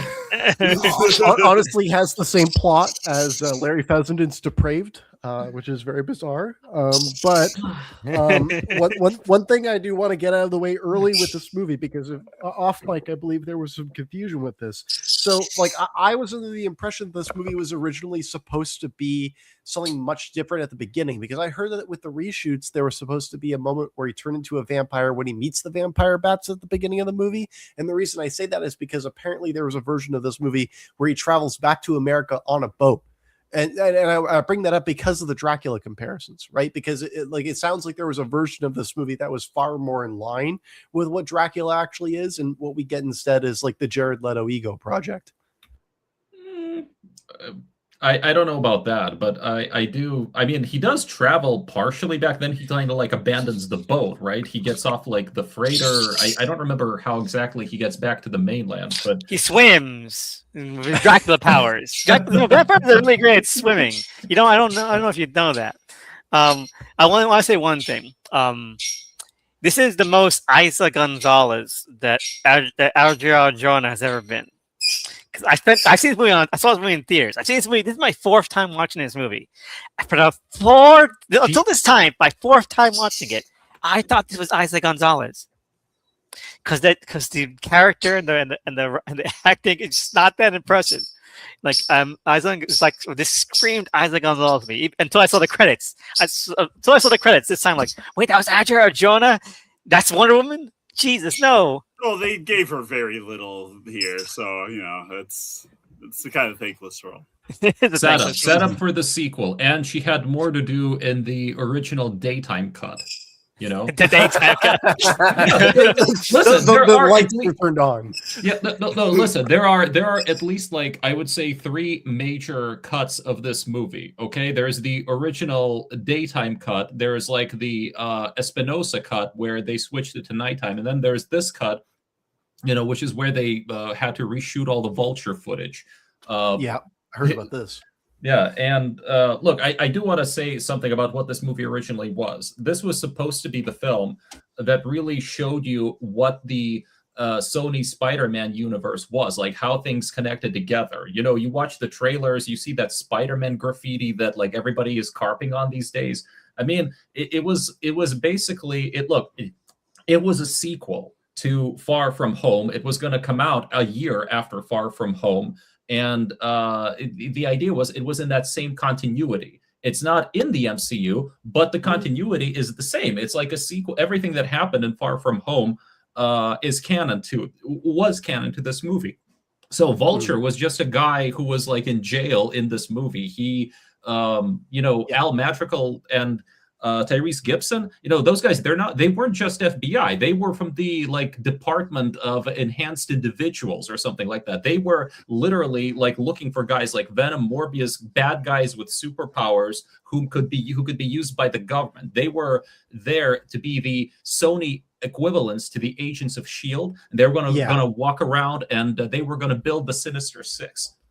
I think that like it's so bizarre because I heard about the Tyrese and I heard about the Michael Keaton thing, and it just it feels so bizarre that they got so skittish after No Way Home, because I get it that they don't want to mess up with the continuity, but then it's also like I don't think that these things are so ruinous that you have to chop them out of your movie to the point where it becomes incomprehensible, right? Like that's what ends up happening, right? And what ends up happening here is that like look, Michael Keaton, does he end up in jail or not because of Spider-Man? If Spider-Man doesn't exist in a universe, whatever, right? Like I don't care. The problem is that you made a movie where Michael Keaton was the supporting actor and you decided to cut him out.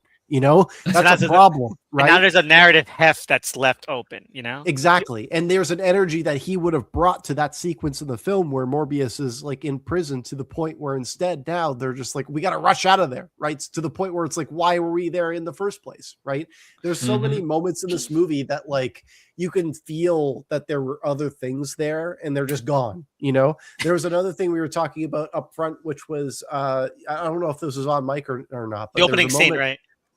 Like not quite the opening scene, but it's like when they're back and they're like he's about to give a speech at the Nobel Prize. And, yes, and apparently he like bad mouths the Swedish minister or whatever. But it's like, why didn't you show us that? Right? Exactly. Why was there character like, building? A jump? You know, like why do we hear about it secondhand when he's like talking to the sickly girl that he's going to put into a coma later, right? Like there's so many weird things about this movie that feel disjointed, not because it's bad storytelling, but because they chose to kneecap themselves at every turn. Yeah, they skip over so much, and I think that's something that this movie is the most similar of all the other Sonyverse movies to Venom 2. Venom 2 also has that very similar issue where the story being told isn't a mess, but like it takes the path of least resistance every time to get to where it wants to go. Like, okay, so he describes the speech to the little girl, so we don't need to have the scene where he gives the speech. But even though the reason he showing the speech is what kind of informs the character, you see more of the performance come out, then presumably you get a better understanding of who Morbius is. It just doesn't translate when you're like, oh yeah, I told them to go F themselves. Like that's not the same thing as actually seeing it, you know? Show, don't tell to a little child. It also like absolves Morbius of having to actually say any kind of political statement, you know, on camera, but also signifies to the audience that he's anti-establishment in some kind of way, right? It's a very like cowardly way. It's cowardly now that you bring it up. Who like what kind of person he is. But I do also think it's important that we touch on like Jared Leto himself in this role, because like I don't want to touch on him. Yeah, no, we're doing it with a 10-foot pole. Not even Jared Leto is a real life Dracula, but. This character is the closest he's ever done to like a repeat, in the sense that he does the same kind of character for Tron Ares, and it's really strange. Like he's doing like a kind of like goth kid with a strange sense of humor, and it's never charming. It always is creepy, and you can tell that he thinks he's more charming than he is. And there's like a weird like miscommunication thing going on in terms of like what the actor is intending to do and what the performance is. I feel like it's trying to be the goth kid thing. It's trying to be like this classic Byronic kind of vampire, especially when you bring in Milo. Like, I'm not sure if this is what began it. Maybe it's an older trope, but like, I think at the very least it popularized it. But ever since Interview with the Vampire, you know, it's always been the two things. You have two vampires. You have one that's like the sad one, and you have one that's the fun one. You know, it's been like, you know, Spike and Angel, Morbius and Lucian here, and dozens more. I presume. Morbius is like dark and brooding, and Lucian is the guy who embraces, you know, like his nature. He's completely, you know, he revels in the fun and the power of it, right? Like, you know. Yeah. The thing is, right, with the Morbius stuff, his like I rewatched Urban Legend a couple weeks ago. Right. And one thing that came to me in Urban Legend is not a great movie, but it really informed me that Leto feels like the kind of guy who, when he started acting, realized like, oh, this works. I'll never develop again. You know, like that's it. Like this works. He's an ingenue kind of character in Urban Legend, and then that's like the same. That's like his baseline. Like whenever he doesn't really want to try or doesn't really know what to do, he'll always fall back on that. You know, very like bright-eyed, like deer in the headlight. Like I'm just kind of working my way through it. You know, exactly. But there's like a dark edge to it because he's kind of goth, right? Exactly. Like, that's his whole shtick. That's he's basically being himself and brings that kind of familiar kind of charm. He's not trying. But the problem, archetype, yeah. But the problem is that like I think the problem Elvis and I are talking about is that Jared Leto himself feels inauthentic, you know, and he feels like artificial, you know. Like, so it's like when he's trying to be himself, you know, it's like gross, Exactly. you know, like it's like you know, you're putting the napkin over your drink when he's around, you know, which is like, at odds with the text because the movie. Morbius is not an anti-hero at all. He's just a straight up hero with vampire powers. So like the movie wants him to be cool and likable, but if they leaned into how weird and creepy Leto himself is, like that could actually work. Like if Morbius was actually like bad kind of sometimes in this, then that could maybe be. I feel like that this is people complained about these Sony movies like, oh, they took these Spider-Man villains and then made them heroes. This is the one where it's the most frustrating, maybe because for me as like a monster genre fan person, where I'm just like, I just want to see a vampire doing vampire shit, you know, like that he doesn't get to like all the edges are sanded off, where there's no struggle with his nature. It's also PG-13 though. I mean, you know, like I watched that ship sequence where he's like in his, you know, kind of like primal full monster thing, and he kills all those mercenaries and stuff, and you barely see any blood like at all. Yeah, it's very toothless. In fact, I think it's really funny that it reminded me so much of the cartoon, where in cartoon he doesn't drink blood. He brings plasma. Right. Like, takes it out. It was creepy there. With his hands. Yeah, it was creepy there. It's creepy because they go for like a little cartoony thing. But in this one, it's like, oh, he doesn't drink blood per se. He has this artificial blue blood. Like, fuck you. Yeah, and it's getting worse over time, right? Like, yeah. The thing is that this movie has a really strange like structural problem, right? Because like to talk to what Doug was just talking about, right? This movie needed to be kind of like Thirst in the opening, right? Because this movie needs to be like this guy is trying to do good, but because of his nature, he is now becoming something different that doesn't necessarily do all good, right? Because now he has to feast off of blood. And the whole concept of Thirst is that it's a priest who becomes a vampire, right? The juxtaposition of that. And then to go further from that, right? I feel as though Matt Smith turns into a vampire far too quickly, or he should like. Here's the thing, right? If they wanted to turn him into a vampire as early as they did, they should have had them far closer than they are, because they're really close to the beginning of the film, but then they separate. And I feel as though they should have been like foils for one another if they were going to turn him into a vampire as early as they did. And with what they ended up doing with him, they should have just waited to have him become a vampire later. So then they could have had Morbius go through all the trials and tribulations, learn what all of this is like. So then when he is warning him not to become a vampire, he doesn't feel like it's because he's still trying to figure it out. It's because he's already gone through all of those steps, and he can go like, wait a second, I can tell you what's gone on. You don't want to do this shit, you know. Well, the reason they have it happen that early is because they think we're stupid and that they can trick us into thinking that Milo's kills are like, oh, is Morbius losing control and murdering people? Sure, it's never. You know, I would debate that. I think it's pretty obvious. I mean, at least to a certain. I mean, look, if you've seen enough of these movies, I think it's so blatantly obvious that it's like, oh, okay, like it's like, you know, Milo's the real vampire. You know, I don't know that they're really trying to hide it even. Yeah, the thing, but like, there's nothing else there. Then it's not intriguing. It's just like a flat no. But because on then Milo, if they're not hiding it, then just do it. Just show it. Know? Yeah, exactly. This should have been like American Werewolf in London, right? Where you had like the other foil there who is constantly mocking the protagonist for what's happening to them, right? And instead, what we get is like Matt Smith just kind of pops in and he's doing that goofy shit, and it feels disjointed from the rest of the film. You know, I want to bring Milo. Milo is something I'm reading. One, I love that he has a perfect vampire name, but everyone calls him fucking Milo instead. Sorry, my name is Lucian. Like, fuck, just Milo. Okay, one thing is that you mentioned everything happens too quick for him, you know, in terms of becoming a vampire. But I'm like 9% sure that he had a lot more cut scenes in the first half of the fucking movie. I'm sure. Because of one scene later on that only makes sense if it's payoff to a scene that was cut. The girl in the bar. The girl in the bar, because he goes to the bar right? And she's like, "Have we met before?" Like, no, I would remember that. And then like he gets into a fight with like her boyfriend, and like doesn't that kind of feel like it is probably an earlier scene in the movie, or would have been, where he's like, wait a minute. wait, So- wait, let me finish this thought, and then you can explain if Sorry, I'm wrong or sorry. not, right? Sorry, All right, sorry. where like if he's where he's like sickly and he goes to the bar and tries to be with this chick, but she doesn't give him the time of day because he's like old and crippled, right? And like boom, like fucking perfect setup and payoff, right? Very narrative stuff. Now, Mikhail, explain how I'm wrong. No, you're absolutely right. Matt Smith confirmed the existence of that scene in an Fuck interview. yeah!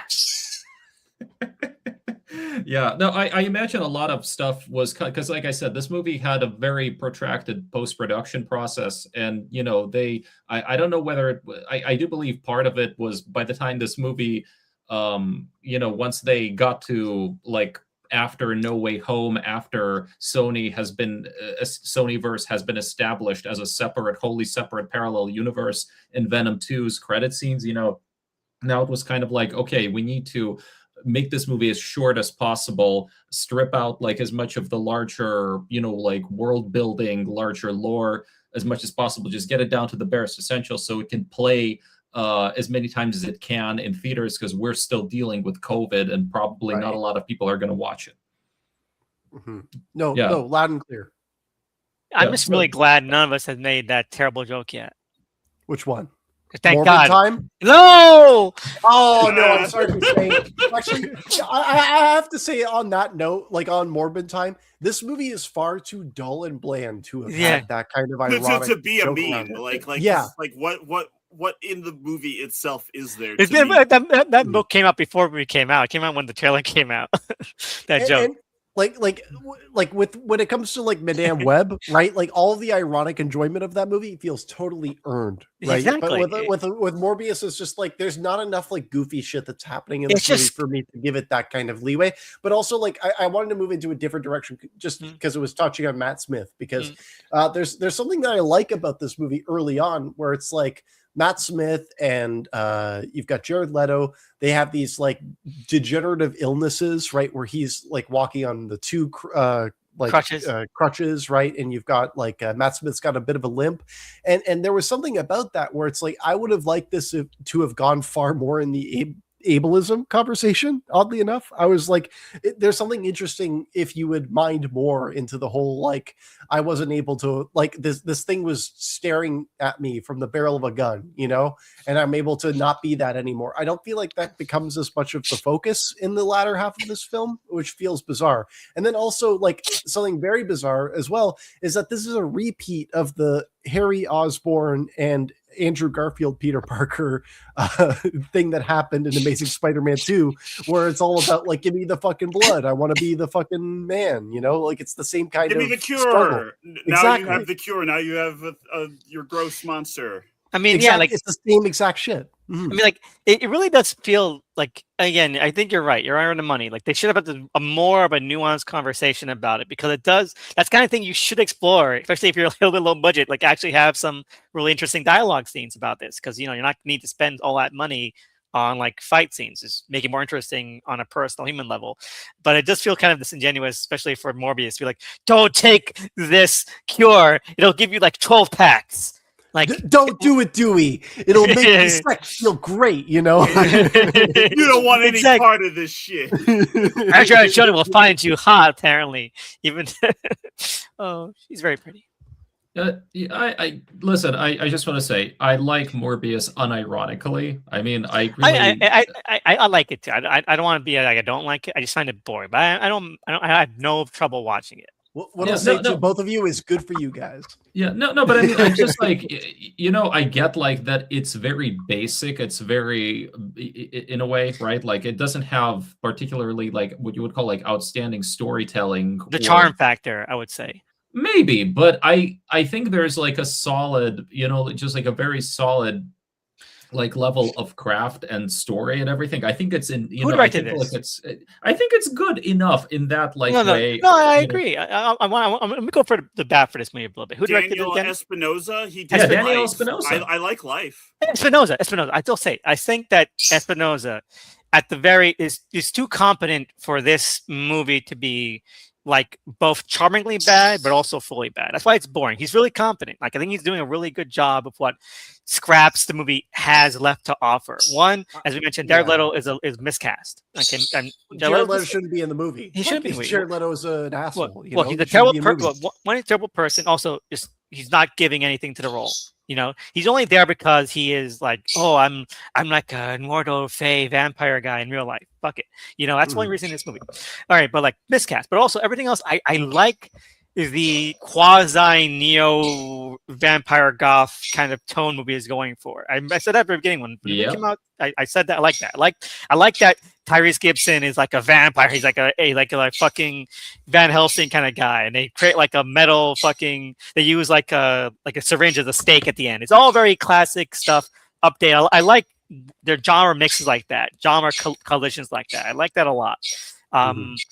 It's the closest we'll get to a modern Blade. Exactly, it is. Also, this is Blade was originally it was directed was in the deleted scene of the first Blade movie. I mean, Morbius. Where Morbius is like on a by Norrington, right? Yeah, and that's pretty cool. I want to see Norrington's Morbius again.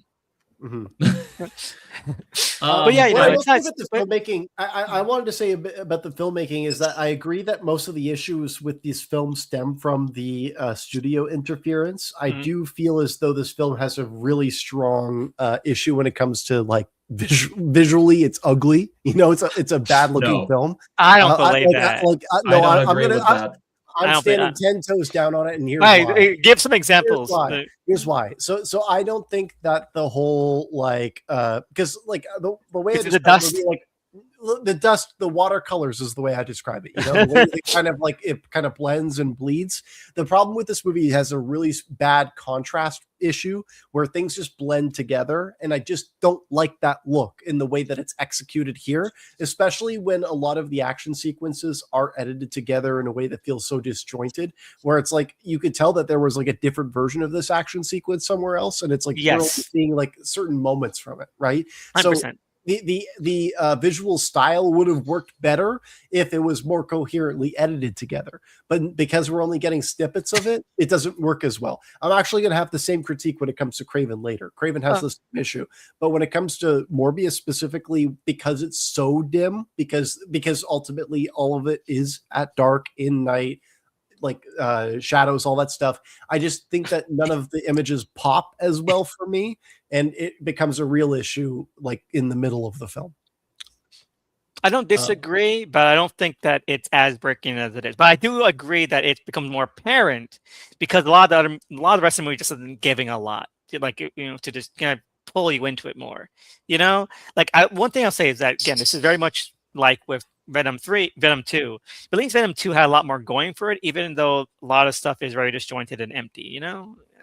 I personally find this movie to be a lot more edited, a lot better edited and cohesive than Venom 2. I mean, I legitimately enjoy watching Morbius. I'm not constantly feeling like, okay, this is throwing me out. I can see the bad editing on the screen, the cuts for VFX and budget and stuff like that. I think like some things, like you can tell there's more time to be spent here, you know, and I hate that feeling, you know. And also, just on a personal note, you know, like I'm just sick of the Snyder shit, you know, and this movie does a lot of it, right? Where it's like speed up and slow down, you know, like I just don't like it. Yeah, I just don't like it when it's like, here's all these people moving really quickly, and then we're going to stop on a single moment, you know? I would much rather just see them moving really slowly and the world moving around them moving even more slowly, you know? Or them moving so quickly and then we see the outcome, you know? Like, I would rather that than just the same approach that Snyder has done, you know? Just because it's been done so many times, you know? And I just don't think it's done particularly well here. You know, I'm not sure I would attribute that to Snyder specifically. I actually think that kind of started with The Matrix in 90, because you're like right. Yeah, because afterwards, I think, there were a lot of movies, I think, even like Swordfish, that love to do all this weird speed ramping, pausing on, you know, oh, an explosion is happening. Here's like, you know, but like with Morbius specifically, look, I legitimately like the way that like they really start to show those powers later on. I mean, because for me, like, for me, like the watercolors, like it just goes into this more abstract like realm. Like when he's, I find it distracting. I'll say I find the dust distracting. I like the dust works sometimes, especially when they're like doing the flying. I think it looks really cool flying, but in the Flying fights, is like amazing. this is like distracting as hell. Like it's getting muddled. I will go to bat for the flying as well. I do actually enjoy the fact that it's kind of tied into the sonar shit. I think that all of that Yes. works. No, But but seriously, the fight scenes become really muddled because of it. I'll say that. Like actually, Exactly. but come on, the subway fight, like with when they're like throwing each other around, and you see like all those colors, like they're but it's the like they're highlight- leaving, they're the leaving highlights of the big subway space. fight are when he kills all the cops and also when he flies. Those are the highlights of that scene. And I will push back on the subway fight as well because I feel like it's far too fast. I feel like you get a lot of okay. moments where it's like we hang on little action beats, right? But it's like I want to see the whole thing, and it feels like it's more Okay. like we're rushing through it. That's my issue because it's also like a first act fight sequence. Again, we get Matt Smith turning into a vampire far too early, so it's like why are we rushing through this to then have him not be in the movie for so long of the runtime and then he comes back? That's where I'm kind of rubbing against it. And if the effect of like the watercolors themselves are more abstract, it's just that the context they're used in is too like there's nothing about the staging of these fights that besides there's a cool visual effect there, but I don't know that I'm like really seeing it be used in an innovative way. Yeah, no. Again, like everything in this movie, I think, from my point of view, is that it's just competent enough. Or like he's not good enough to be not. It's not like it's perfectly in the center here. Look at the thumbnail. It's not like goofy enough to be with Madam Web, but it's not like actually effective in its competency as Kraven. Like it's kind of this weird middle area. It's like the middle child of middle child.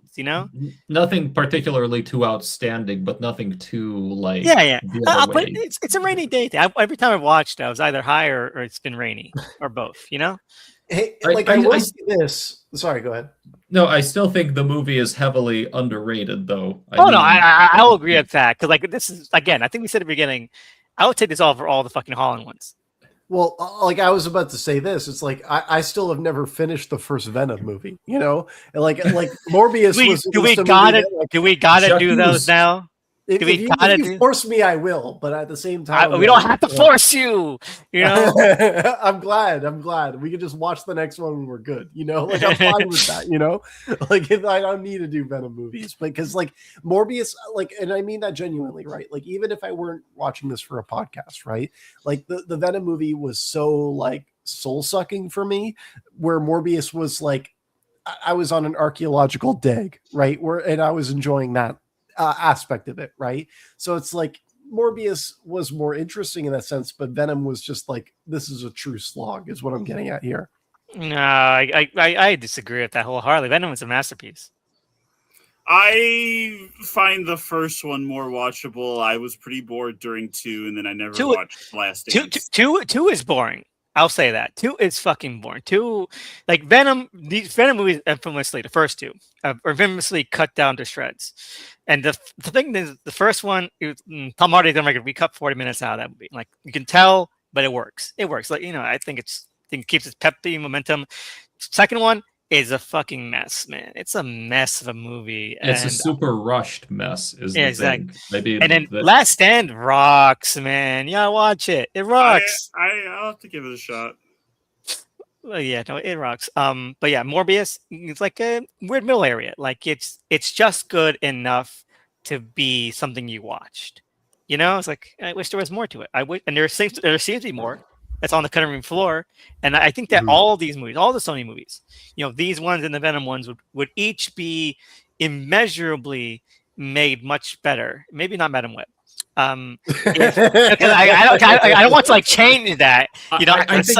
I think Kraven is good enough. I think we know what I mean. Yeah, but like all of these could be if they were extended. If they were extended, we saw more of the scenes before they decide, oh, this was too expensive to complete, or we need this to like be 90 minutes flat, or PG-13. I wish there was also more. Like Morbius just needs to be more of an unlikable character earlier on. Right? Exactly. Like I feel like he turns into a hero far too early. And like for somebody who drinks fucking blood, right? That's like astounding to me that they didn't like play up his more villainous aspects. It feels as though they really want him to be, you know, somebody who could have sequels rather than an interesting character. And there's always that push and pull that's happening in this film. It feels like the studio interference is far worse here than we'll find in the other two, even. Yeah, no, I agree. And yeah, and it's just a shame that was all on fucking surface of, like, at least partly in a fucking No Way Home, which is immeasurably worse and more insulting to me as a movie. Yeah, I agree. You know, I like with No Way Home, it's like, you know, that's like memberberry levels of like a movie, you know, and with Morbius, it's like, do I think that it's like visually interesting? Not really. Do I like the person who's in the film? Not at all. But like, you know, you got Matt Smith doing a dance every once in a while. You got Jared Harris just kind of being bewildered. You know, there's things there, you know, things I can smile at.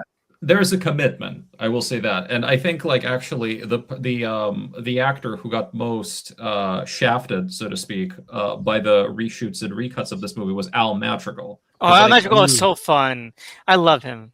I like him as a comedian and as a presence. He doesn't have anything to do. Yeah, he brings like the fucking garlic, you know, to a holy water thing to like the interview. It's great. Here's the thing: I've read all these interviews with him from the time the movie came out. He had no idea they basically cut him out of the movie. He didn't know he didn't know his footage with Michael Keaton was all gone. Like, I'm pretty sure. Yeah, because they had a bigger subplot. They had a bigger role. I mean, he was around, I think, for the nighttime reshoots, you know, because they kind of appear near that manhole, you know, Morbius's bats come out. But yeah, like they had nobody informed him that his role was reduced so severely. And as far as I understand it, it was reduced. So the first time they did the reshoots to change it to a nighttime climax, that led to his role and Tyrese Gibson's role being cut down, because now it was going to be more personal conflict between, you know, Morbius and Lucian. Then they did like yet another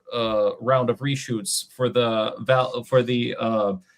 Michael Keaton stuff, and that reduced their role even more. And I suspected originally he had like he had at least one scene with Michael Keaton, one scene that would probably been a post-credit sequence setting up the whole, you know, Sinister Six thing. Like they're like, okay, Vulture, you want to get out of prison, you know, like we can make that happen, but you work for the government now, you work for the good guys or something. And like I read his interview, he was so open about all of the lore, all of the stuff that they were like. He saw the movie and then he was like, yeah, it was a different movie. They cut it out. But I was like really sad for him, man, because you read those interviews, he's so enthusiastic, he's so like open. He's like, yeah, man, I use a weapon like for Homecoming in that, like, you know, like in the climax or something. You know, I think like he meant like the Shocker Gauntlet, but I'm not sure. But yeah, it was sad. I feel the same way about Tyrese Gibson in this movie too, right? Because it's like Tyrese has been in so many movies, right? He's been acting for decades at this point, right? And the fact that he's just been like cut out of a major studio picture like this, it's like absurd almost, right? And like you're watching his performance and it's like he's delivering a pretty competent performance. Yeah, like whatever is left on the cutting room floor, it's like, you know, he probably was trying really fucking hard, you know, like it feels like a shame, you know, a lot of this does feel like a shame. Like he reminds me of Jumon Hansu in The Island, you know? Sure, yeah. This happened a lot to him with a lot of these superhero films. And like the thing is, like, again, there needs to be a grounding presence, and that's really what's making this movie hobbled by getting rid of the Madrigal and Gibson stuff, is that they're grounding presence. The entire movie is basically just like Morbius's perspective, and it's all, you know, brooding sci-fi bullshit. There's nothing to like make it feel like it's got its feet on the ground at all, and like that's a shame. You know, I feel like I think you need to have like a vampire story, like this neo-gothic horror kind of thing. You know, it needs to be more of a horror film. Exactly. Like it needs to feel dangerous. Like I get it if it needs to be PG-13, but there are PG-13 horror movies. You know, like there are ways. Right, it's possible to do it.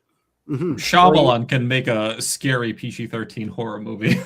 Or if you want to be Drag Me to Hell has like so many fluids flowing everywhere and it's still PG-13.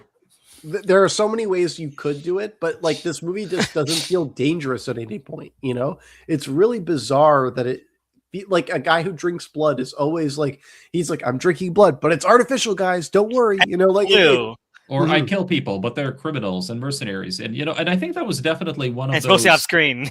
Yeah. No, I think that was definitely one of those things where it was, okay, Morbius is a vampire and he's traditionally like, and he's a villain, but we want him to be already an anti-hero. So he's like reluctant. He's like, you know, how much do we push his like negativity, you know, the sort of the things that would make him like a villain, how much like do we hold on to that, right? And ultimately it's just the answer was nothing. You defang. I mean, they defang it literally. Exactly. This movie should have been nasty in spots, and he's only allowed to be ugly like twice. Like we get the classic Morbius pig nose design, but it's like only on screen for like 5 seconds. They barely use it. Yeah, especially I don't like that fact that they can also like turn at will between like the monster face. Like there should be some kind of like there's levels to it too. Like he'll be like just regular Morbius, then he'll be like a little bit like ugly, but still, you know, Jared Leto, and then he'll be like full like classic design. Like why are there 3 stages to this? Well, that's also like another thing I have to call out with all of these Sony movies that we're watching today, right? It's like none of them are technically in their like traditional outfit for the runtime, right? Like they're all wearing origin story. You know, you gotta get to the point where they get the outfit. You know, yeah, obviously, right? But we're not going to get any more. Is the thing. That's why I like about the first Venom, that they don't leave much on the table for the first one. They go for a lot of stuff in the first one. I respect that. And like, I don't need them to be in their outfits at all. Like I'm not asking them for them to be in their outfits. I just think it's funny because it's like, okay, Morbius is a guy who's just like wearing a hoodie, right? And then like Madame Web is like a woman who's wearing a nice coat, you know? And then like Kraven's like a guy wearing cargo pants and a white t-shirt, right? Like there's something endearing about that where it's like they're not really wearing anything special, you know? That's just what they wear. I'm not necessarily like digging on it, but at the same time, there is something funny, you know, about that where it's like that's just what it ends up being because there is nothing else. It adds to the charm for some of them, but for this one, for me, it was more frustrating because like I want to see more of the monster shit because exactly, like, it's a monster movie. Yeah, because outside of being a superhero adaptation, it's like, oh, this is a vampire movie. Let me see some vampire stuff, and they're like, not really. Yeah, it's okay. That's why the Venom one I think works for me. Venom, the first Venom, because you know it's Venom movie, but it's also like we're doing like sci-fi alien kind of thing, like Species or something, you know, and like it kind of commits to the bit for them. We see a lot of that stuff. It like never lets go of that stuff throughout the film, you know. And some would say that between the two sides of him in Venom, at least in that first one, you know, like it doesn't feel like there's an inner conflict in Morbius where it's like he kind of. It's like, okay, I've got the hunger thing figured out. I have synthetic blood. I'm good. Is Forrest Whitaker in Species the first Madame Web? Yes. Also, he's still alive, so we should probably get him for like the Species reboot. Yes. Wait a minute. Wasn't Alfred Molina in the first Species? Yes, he was. He was the one who fucked the Species. Right. It all comes together. His web connects them all. Oh my God. Or like his tendrils. No, but I will say though, I think it is you know, I will say that by the end of the day though, I do think Morbius does take some you know, like darker you know, chances, especially in the second half of the movie. No, but look, I mean, I was surprised actually by how much of the secondary cast they killed off. I mean, you know, like Jared Harris, like, you know, ends up, you know, dying. Like Martine is, I mean, she gets resurrected, but still, the way that they executed that part to me was really good.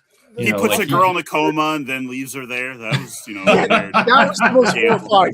That was the most horrifying aspect of the film for me. But like, my problem with Jared Harris is that Jared Harris has nothing to do in the film. Like, all he does is like in 2 scenes. He should be like the Uncle Ben, I guess. He's like the moral sort of guy. He's like the father figure, the mentor. Okay, his role is very economical. Like, I mean, I think he comes in, comes out, like, and but we need more. We need more than that. Like, what moral lesson does he impart upon the two of them? All he does is he sees these two two boys who are suffering from this illness, and then And he then takes bankrolls advantage. them. Yeah. No, it doesn't take advantage of them. I don't know where you're going with that, Elvis. But when it comes to His I final, didn't mean that, you sickos. come on, his final scene with Matt Smith was really good. Well, because he's good. It's because Jared Exactly. Harris is good. Not because the character, the writing is that interesting. He has nothing to do. He's just like he exists in the film. He's just like, I know there's good in you boys, and then he dies. And it's like there's nothing. For The him tension to in that prove. scene is because I don't want Jared Harris to leave the movie because He's good. he's of value, and then if we lose him, what do I have? Exactly.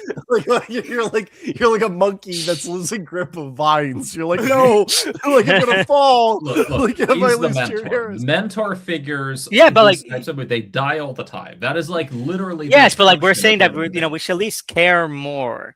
And he's Yeah. not very, but then he's not really an interesting character, or even like a character worth investing in, other than the fact that Jared Harris has He's funny. gravitas. I mean, their death should usually be a catalyst for something. Like I keep going back to the Uncle Ben thing, but it's like, yeah, that's a perfect. Like it's very clearly what he represents and what he sets up for the main character. And it's like, what is Jared Harris's death actually like? The stakes of their final confrontation aren't different if you remove him killing Jared Harris. I mean, Martine's already dead, so I mean, Yeah. I just wanted more of Matt Smith dancing. Yeah, you know, he's 'cause really- something happens he's all really the time. fun. He's really have sex. That became a meme in and of itself, right? Like, That should have been the mean, that they relied on, not like I mean, because it's an actual fun part from the movie. Like, Yeah. he is trying to have fun here with what he has. It's also like not the only moment in the film where he dances, right? Like he kills the people in the subway and he does kills like, the a little cops. jig, right? Like the fact that it's like a part of his character is fun, and the fact that like Matt Smith disappears for so much of this movie is an issue, right? And that's another thing too, where it's like Matt Smith as an actor, he's so clearly somebody who uses his conventional good looks to do oddball like off-kilter shit, right? And so much of what works about his character is when he's like playing up his good guy persona to then be a bad guy, and I wish he was in more of the film. He would have Honestly, brought so much make energy him to it. Morbius because like this You're right. if you do no script changes, if you just recast Jared Leto, this film could improve like a whole lot for me. Yeah. You have someone who at the center of it who actually has some. Jared Leto works in supporting roles as a leading man. He's just like nothing. Yeah, 1,000,000%. because Signed, sealed, and delivered. I could believe Matt Smith going like, "Oh fuck the Norwegian," yeah. Like I could believe that. Matt Smith would say that. He's got the personality. He probably for that. has said that. We just All right, so what I was gonna say something. I forgot what I was gonna say. Fuck, it doesn't matter. Well, the World Cup just happened, right? He probably said it during then, right? No, he recently, I think, like said something like "not Keanu Morbius" Reeves. or whatever. No, Keanu- I think. Sorry. No, go. Go.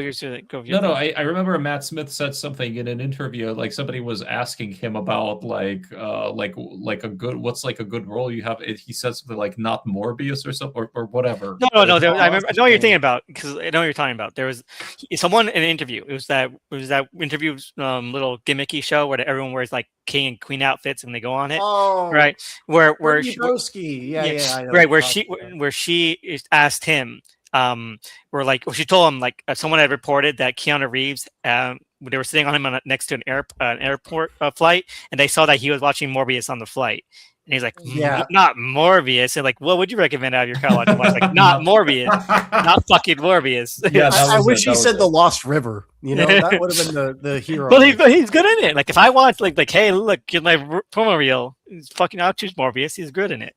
Yeah, I feel like Keanu Reeves would have walked away from that watching that being like, well, that movie kind of sucked, but I kind of like that Matt Smith guy.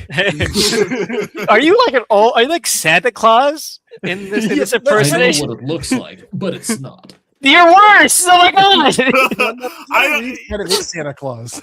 Doug, you do yours. No, I'm just joking. I can't even I try. I want to hear Doug's now. I'm asking you to imagine a world. Hey, it's only fair. It's only fair. It's only Oh, that fair. was pretty good. It's only fair. I got okay, let me say. Strange things are afoot at the Circle K. That is so bad. All right. So, any other Oh, thoughts on Morbius? I wish I was watching my own Private Idaho. So, last thing. Let's talk about the post credit scene that launched 1,000 people who can't fucking listen or hear apparently, or deaf Yes. people. I'm not sure if you remember this, but when Morbius came out, everyone started talking about the post credit scene, and everyone started misquoting it somehow. Hey, Okay. you look like a cool guy. We you think it has something to do with Spider-Man?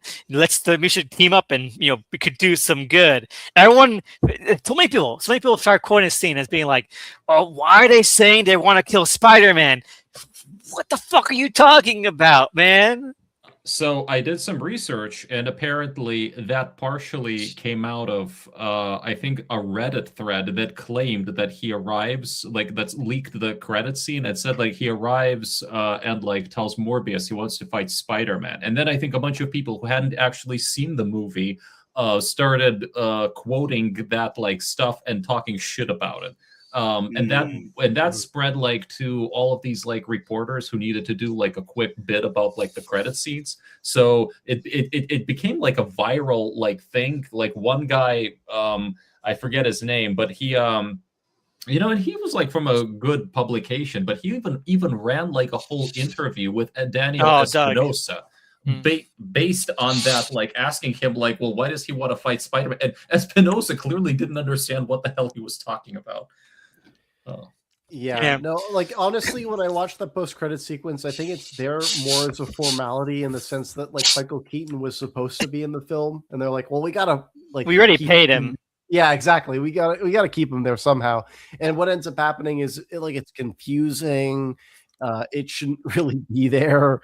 It's just like not like it doesn't add anything, So it's like by having that as your post-credit things, it asks more questions than it answers, right? In not a good way. So it's just like it shouldn't be there. They should have just cut it. Go the Kraven route. Give us nothing. Well, so basically, hey Doug, welcome back. Yeah, sorry, I accidentally clicked that. You got morbed. Yeah, they morbed me. No, but like, see the story with I agree completely, 100% that the movie was, because at that point they want, because by the time Morbius comes out in 2022 and after Spider-Man 3, after No Way Home, the idea was that like, okay, they wanted to be more of a standalone movie, right? And in that vein, yeah, they should have cut Michael Keaton out completely. But they had already, I think, like all the trailers already that had come out. What's up, Doc?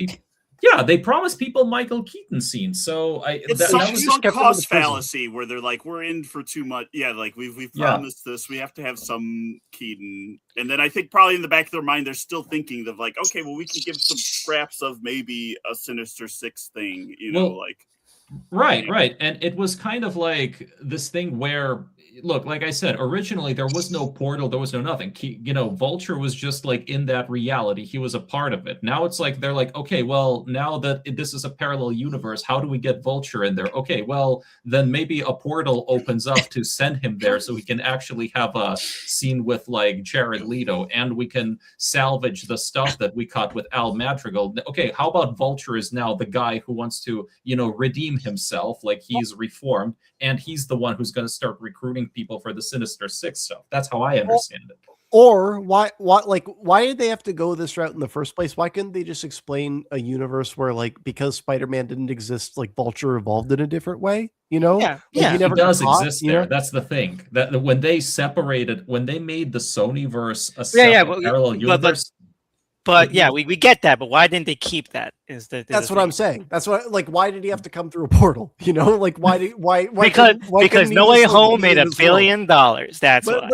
But it's like that asks more questions than it answers. Like somebody who watched No Way Home would better understand just the Vulture appearing. In this universe. You would think so. Like, here's the Vulture from this old universe. You would think so, but there's so many people. So many people went online going like, the vulture appearing doesn't make sense. That's not how the spell worked. You mean the fucking nonsense spell that only exists so that you can have cameos from 20-year-old movies? The logic is airtight in No Way Home. I don't know what you're talking about. No, all I'm saying is that it's just not clean, like, and there's ways for it to be clean. Yeah, there is. Yeah. No, probably better ways to solve the movie was it, already I guess. made. No, but like I think they still, like it was always like, it's one of those things where, well, do we really want to throw out all of that like continuity with that character? Because then it's like, what is it, an alternate universe vulture with like a completely different history? Would people even get that it's you know what I'm saying? Just put him in the prison, just have him so he I just like eventually, as is the reasoning and in-universe logic is he appears through a portal because of the spell in this prison in another universe, and they just have to let him go because he's not guilty of any crimes. It's like it almost feels like Lost Highway when Bill Pullman turned into another guy, and they just have to let him go. No, I love that fact. I love how they kind of also think, like, it kind of implies from what the wording the reporter says, he might not even fucking exist. Which is great in this version. Obviously, he might not exist. I'm sorry. The thing that Doug just said may have knocked this movie up a star in my ranking. It's kind of Lynchian when you think about it. This whole thing happens in like 2 seconds in the fucking movie too. Like, oh well, our bad. I will say this actually. So the funny thing, so you guys have seen like Across the Spider-Verse, right? Mm-hmm. Okay, so they do like a subtle retcon of this whole thing in Across the Spider-Verse. Because remember what happens in the beginning of Across the Spider-Verse. It's established that a vulture from another universe shows up in Gwen's world, right? And then like Miguel comes in and he's like, because like of this stuff with Kingpin's super collider. And so the implication there is that like apparently vultures have been popping up all over in different universes because of something to do as a side effect of Kingpin's super collider. So they kind of retcon this whole thing here in Across the Spider-Verse. Well, they should have had this in the movie. Yeah, I mean, I would but in addition, if they could get like Donald Glover in a green screen for a couple of seconds, get fucking Michael Keaton in a green screen for a couple of seconds. Let's tie this off. Anyway, anything else on Morbius before we move on to Kraven? Arrest Jared Leto. Yeah, he belongs in a prison. Stab him through the heart with a stake. He's a vampire. Do it. All right. All right. So Kraven. Doug, explain Kraven. Oh man. Well, this is a family saga, It's about family, and that's what makes it important. So Russell Crowe is this powerful, like drug lord, like bad guy who has 2 sons. And he's trying to teach his sons to be men. Like a lot of this movie is actually about toxic masculinity. And his one son, Sergei, gets really fucked up by a lion. I mean, it's just straight up like mauled by a lion during a hunting expedition. But some magic potion brings him back to life, and now he's got animal powers. And you kind of had him as an adult. He's hunting poachers, and he's got a list of these criminals he's killing and assassinating, and then it just becomes this feud between father and son, and then all these other villains get brought in, and I mean, yeah, that's the gist of it. Yeah, no, I can't find any faults in that. So first thoughts on Kraven. This is probably like on a structural kind of filmmaking storytelling level, the most competent fucking movie that Sony has done in this universe. Here. I think that I'm gonna say it might be controversial. I think the first 20 minutes, not counting the prologue, which is awesome, is like it tries to really, I think maybe a little bit too hard to sell itself. But then when the Rhino comes in, that's when the movie kicks into fucking high gear. it becomes a fucking classic. And that Like entire once it settles in, because the beginning of the movie almost seems like it's like taking itself a little too seriously. Exactly. The thing we Yeah. said that Madam Web like eschews, but then once we start getting, you know, like Rhino, Foreigner, and stuff, then we're like, okay, we're having fun here. yeah, this is, Yeah, we know they know what this is. They know what this is. I will go as so far as to say that like the first hour of this movie kind of sucks, but like the moment that like the No, moment The first 30 the minutes I'll hype go. is that, I don't know. Like I think that the first like 8 minutes are fine, and then like there's just too much table setting. Yes. But the moment that the Rhino gets into play, it's like the Rhino should have been in play in the first act. You know why did we wait so long? Because you the know? Rhino rocks. We all want more of the Rhino. Like the fact that they turned the Rhino Turkish, you know, instant, you know, star up, you know, better than Paul Giamatti, I have to say, you know, like this is the best Rhino I've seen. Wait, he wasn't Turkish. He's Russian. He's still Oh, savage and he's everything. Turkish. I thought they said that the guy was Turkish. No. His henchman was one of his henchmen was Turkish, like the There it is. Almaraz Amzed or whatever. Like, you know, that's why he goes to the Turkish monastery and he kills the Turkish guy. You know, but the Rhino is still Russian. Ooh. Again, we're talking about a very bizarre movie, right? Like these movies are very bizarre for no reason whatsoever. But this one is bizarre in like cultural reasons, you know, like they're doing a lot of globetrotting in this film that feels very weird. But at the same time, I'm enjoying it. You know, this is a movie that's like campy, you know, and not in the same way as Madame Web, but it's like a lot of the stuff I can kind of shrug off at the end of the day because it is fun, you know. Yeah. Ultimately. Like Also, I think the R rating kind of sometimes people make too Yeah. much of an ado about like what, you know, franchise stuff gets rated, but I feel like there is a bit of an edge here that this gets from the art. It's not like it's like a super gory movie, but like they just get to go a smidge further in terms of like how violent Kraven himself is, and I think that's additive.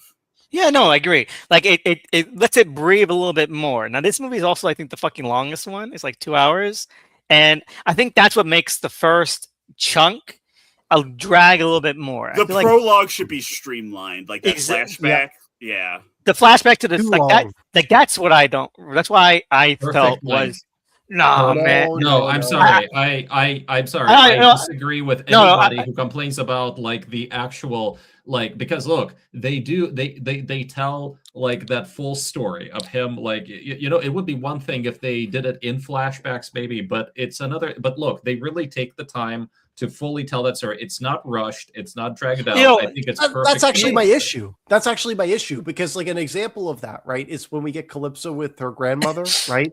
And like all of her grandmother's lines are ADR'd to over explain what the health potion does, right? And like she over explains what the tarot cards is, right? And there's so much of this movie that feels like that, especially in the intro, where it's like, I don't need all of this spoon. You know what? You know? I know. My main issue with it and is that I think that in terms of a structural standpoint, the entire teen Kraven stuff works structurally, but the actual minute details, like what Tony is saying, the dialogue is just much more shaky than the dialogue of the rest of this movie. The teens themselves aren't as good as Aaron Taylor Johnson or Fred Heikingler or whatever he spells his fucking last name, or Ariana DeBose, who are all really charming and they're really doing a great job, you know?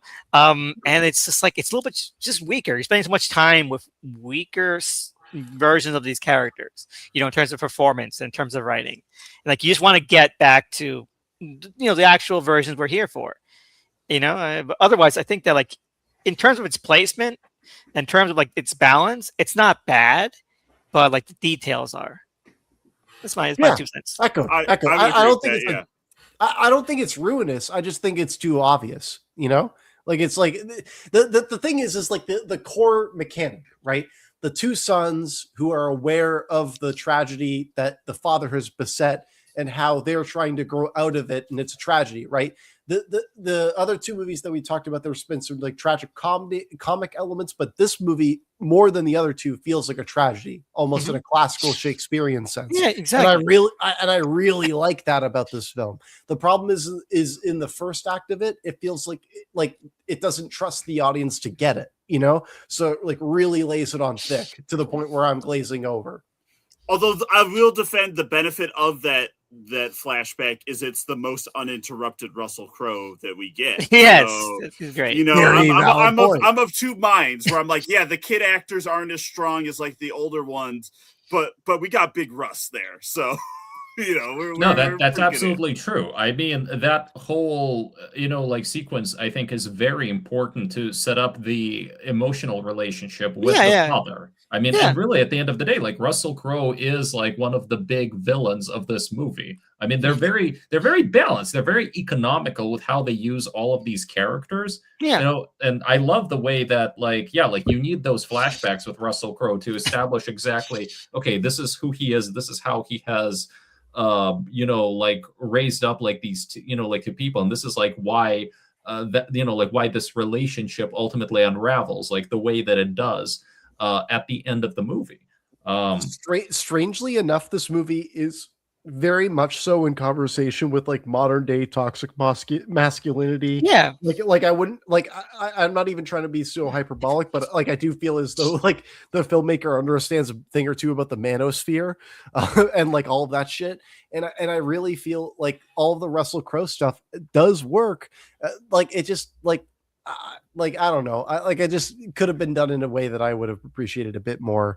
Like I just think that when it comes to Russell Crowe himself, I think that he's doing everything well. He's leaning into the tragic stuff, but it's like it's playing it to the back seats. You know, if we're talking about this from like an opera, from a tragic theater thing, you know, I've seen tragic Greek plays played live that were more subtle than this, you know, and that's an issue, you know. That's I'm not gonna fight back on that. No, I agree.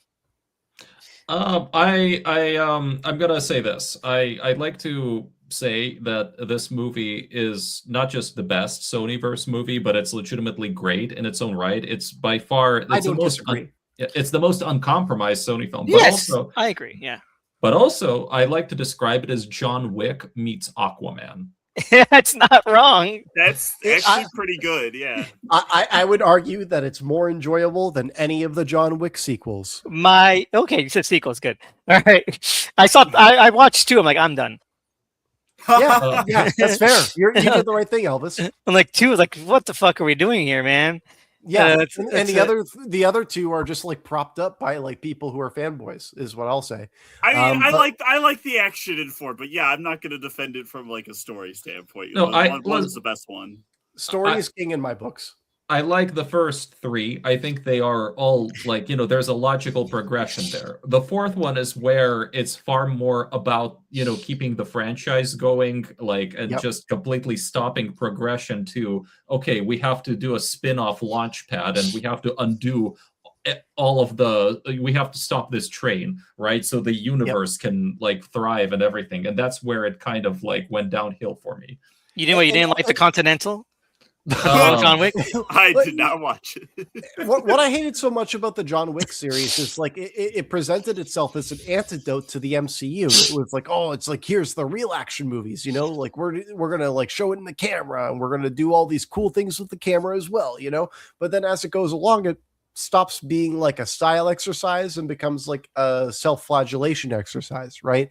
And Kraven, it's like, yes, it actually is a part of the larger machinations that are problematic with the larger film ecosystem today, but there is something that like is inherently endearing about this, where like Aaron Taylor Johnson, like it has a take like on this character that I can understand, like it cares about the character's journey a lot more than all these other, like we talked about Morbius, and there's not really a lot to Morbius as a character. He's very flat. Leto cared more about being cool, right? Exactly. But with like Dakota Johnson and Madame Web, she like is playing a pill, right? And loves it, right? Exactly. And with Kraven, it's like you can tell this is somebody who has daddy issues who doesn't know how to admit it, and I think that he's playing it really well. Yeah, no, what I liked about this, what people I think are really dumb who complain about it, like, oh, but Kraven's being like this cool hunter guy, but like, you know what? This reminds me of fucking Death Note, Adam Wingard's Death Note. We're like, hey, let's let's strip this down a bit and let's have a take on this character that we can explore, actually kind of dig into. And that's what I like about Adam Wingard's Death Note. Death Note is fucking great. I think it's great. And I think that's what makes Kraven work a lot more, because this is a person who came with a take. Aaron Taylor Johnson, is committing to that take. They're trying to explore his character's, emotional state, from family, romantic relationships, inner self, and does it all land? No, not always, but it's always very, like, not always, but it's to where it needs to be. It's efficient and it's coherent and it has everything purpose. In this movie goes towards that, establishing and telling that take, where like there's not even a whiff of like any larger universe. Like, yes, there's other Spider-Man villains that appear, but in service of this story, the story of this Kraven that they're telling. Yeah. Has there ever been a rendition of Kraven where the chameleon was his brother? No, not that I know of. No, I think there was. I think I read that he was supposed to be his adopted brother in some of the stories, actually. Oh, I didn't know. Oh, really? Okay, because I felt as though that was original for this film, because like it felt so great, because I have to say, like, one thing that this movie gets right is that it's loaded with villains, but it doesn't feel overstuffed. No, like, I'm shocked that like it's able to like have all these different people and it doesn't feel crazy. But then also to have Chameleon be his brother is the perfect foil, right? To have like, the guy who can imitate be the guy who's the opposite of the hunter, it like that's perfect, Like, I mean, it really makes me want a sequel where I'm like, I just want brother v brother 2 yes, hours. Yeah, exactly. It's a good match. Because I was, when they first announced Chameleon was going to be in this, like, you know what? I need to see him do some sort of Chameleon shit by the end of this movie. And they did. They did, they build it up a little bit too. Where he's like, he does like a perfect audio, he can mimic anyone like a parrot. Like, it's fucking great. I love it. When his head turns into Aaron Taylor Johnson's at the end of the film, that's actually genuinely eerie in a way that works for the ending of the film. It's uncanny in a good way. It's uncanny, but then it's also like when he turns into that, it's like his mirror is looking back at him at that moment, and like he's forced to reflect on his actions. And it's like, wait a second, that's good writing, It is. And like there's so many moments in this film where it's like, wait a second, like they're onto something here, and that's where it's actually working in a tragic sense. Yeah, what I love is that, like, Kraven thinks he's such a great guy. Like, he's like, I'm a hero. I'm like an activist. I'm doing all this fucking amazing stuff. And my favorite parts of the movie, like later on, is when Ariana DeBose's character Calypso, right? He's like, you saved my life, and she's like, yeah, but look what you did with it. Like, fucking great shit, man. Also, I have to say that Ariana DeBose, like, is this her best performance post West Side Story? Including West Side Story, because she's not doing a fucking racist accent. Wow. Best performance. Oi, papi, papa, like, fuck you, fuck this, fuck West Side Story. Ooh, cucaracha. No, I want to say, I think one reason why, that sequence that works like so well, that works as well as it does, is because, it is like a payoff to their entire relationship. Those little bits, like when, like they flick each other's ears, like the way, like when he leaves, and basically his brother is all but begging him to not go. Like he kind of says, he like flicks his ear at the end, he like leaves, right? And then it's like at the end of the movie, well, now it's like Dimitri does pretty much the exact same thing. He kind of puts him in his place, tells him to go home, and like goes off like to do his to do his new crime boss shit, right? And for sure. And really, their relationship is arguably the emotional core of the film. I mean, it's loaded with like setups and payoffs and like real development there. I mean, Chameleon has a whole arc. Yes, and that's actually, I'm glad that you pointed on that specifically, because there's so many of these movies where like they'll have it so it's like there's the protagonist and there gets like their parent, and then they've got like a younger sibling or someone they're trying to protect that's in the middle of it, right? And usually in that circumstance they just do nothing to develop that character. They're just like an empty victim, right? And this film does so much to like be like, what is Chameleon doing? What are Chameleon's motivations, right? And it's additive at all points. It makes it so it's more tragic when it gets to that final outcome. And also another thing I have to point out too is, like, we've talked a bit about like our Spider-Man love, right? And I just have to lay my cards out on the table, right? If I were to like rank my favorite Spider-Man villains, I would say Chameleon's on the top. I like Chameleon. Chameleon's a cool guy. And I would also say that, like, I haven't read any comic books or anything, but I think that Kraven's cool. I think that Kraven has, because think about all of the Spider-Man villains, right? They're all based on animals, right? Yes. So to have one guy that's the animal wrangler, I think that kind of makes him the Joker. Why not? Yes, I agree. And clearly, as maybe Mikhail has more to say about it, it does seem that at some point before they introduced Snull, and I also didn't go anywhere, that the big kind of reveal or the big kind of Sinister Six Avengers crossover thing they're building up to was going to be Morlun. Morlun, if you do not, for anyone who doesn't know, is a vampire from this race of cosmic vampires who feed on not animals but people who represent animals. Oh, what? So, that's some comic book bullshit. Yeah, exactly. Hell yeah, it is. So it kind of seems like they were kind of building up to that. Have Chameleon, Morbius, Spider-Man, all that shit, Vulture. And so it all really makes a lot of sense. It would have fit really well, I think. Why wasn't Man-Bat and Morbius? I mean, one thing that I can definitely say is that just watching, rewatching these movies, I can definitely see them. There's some very interesting parallels that like happen throughout here. Like, did you notice, for example, like, Kraven dies for like 3 minutes and is reborn with like powers, like, and he's mystically tied like to the lion, right? Okay, well, Madam Web also dies for like 3 minutes and is like reborn with spider powers, right? And so they're no, really, they point out they both like they have that whole 3 minute thing. Shit. Daniel Espinosa had been also making some very interesting comments, behind the scenes about Morbius and the whole thing about totems. Like, he actually mentioned the animals totem shit from Memorials. Yeah. Right. So like, okay, he's like a spider, Spider-Man is a spider totem, and Morbius could be a bat totem or something. So if you think about so if you look at some of the stuff that they're doing here, I'm like, okay, so they're clearly I suspect they were really trying to weave the whole animal totem spiritual stuff into here, especially when you consider that El Muerto was going to be a movie that they made, and that also ties into the whole mystical totem stuff. So I'm like, oh, okay, so they have all of these human animal like hybrid characters, mystical spiritual, mystical spiritual totem stuff, right? Like, and who is a cosmic entity or like a big villain that would require a bunch of like superheroes to fight that Sony actually has rights to. Okay, so that's like Sinister Six setup right there. Like, so it makes sense. It makes sense, but it's also really goofy. I like it. I like it from an abstract sense, and I also like the thing with this intro, right? Is like it's kind of speaking to like the whole Calypso exposition.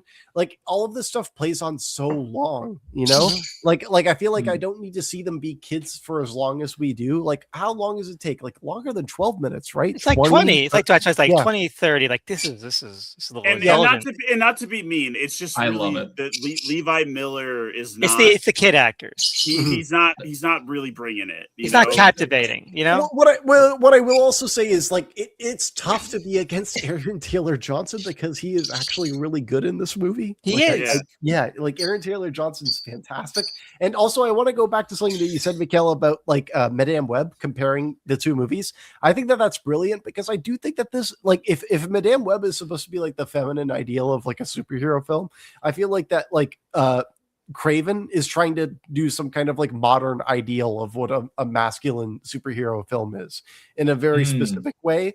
And I think that I like, and that's ultimately what I appreciate most about it. Like, I want to, like, the ending is the most interesting part of the film. I don't want to get to that just yet. Like, obviously we'll get to it when we get to it, but it's like, I do feel as though that this movie is saying more interesting things than like 90% of Marvel movies, like this is, I mean, like you said, we'll get to it, but the fact that the villain itself is just toxic masculinity incarnate, like that's kind of what Russell Crowe represents. And like, and he's the true villain. Yeah, and it's not the Rhino, it's not the Foreigner, right? Like we'll get to all of it, right? But it's like Russell Crowe is the ultimate villain of this film.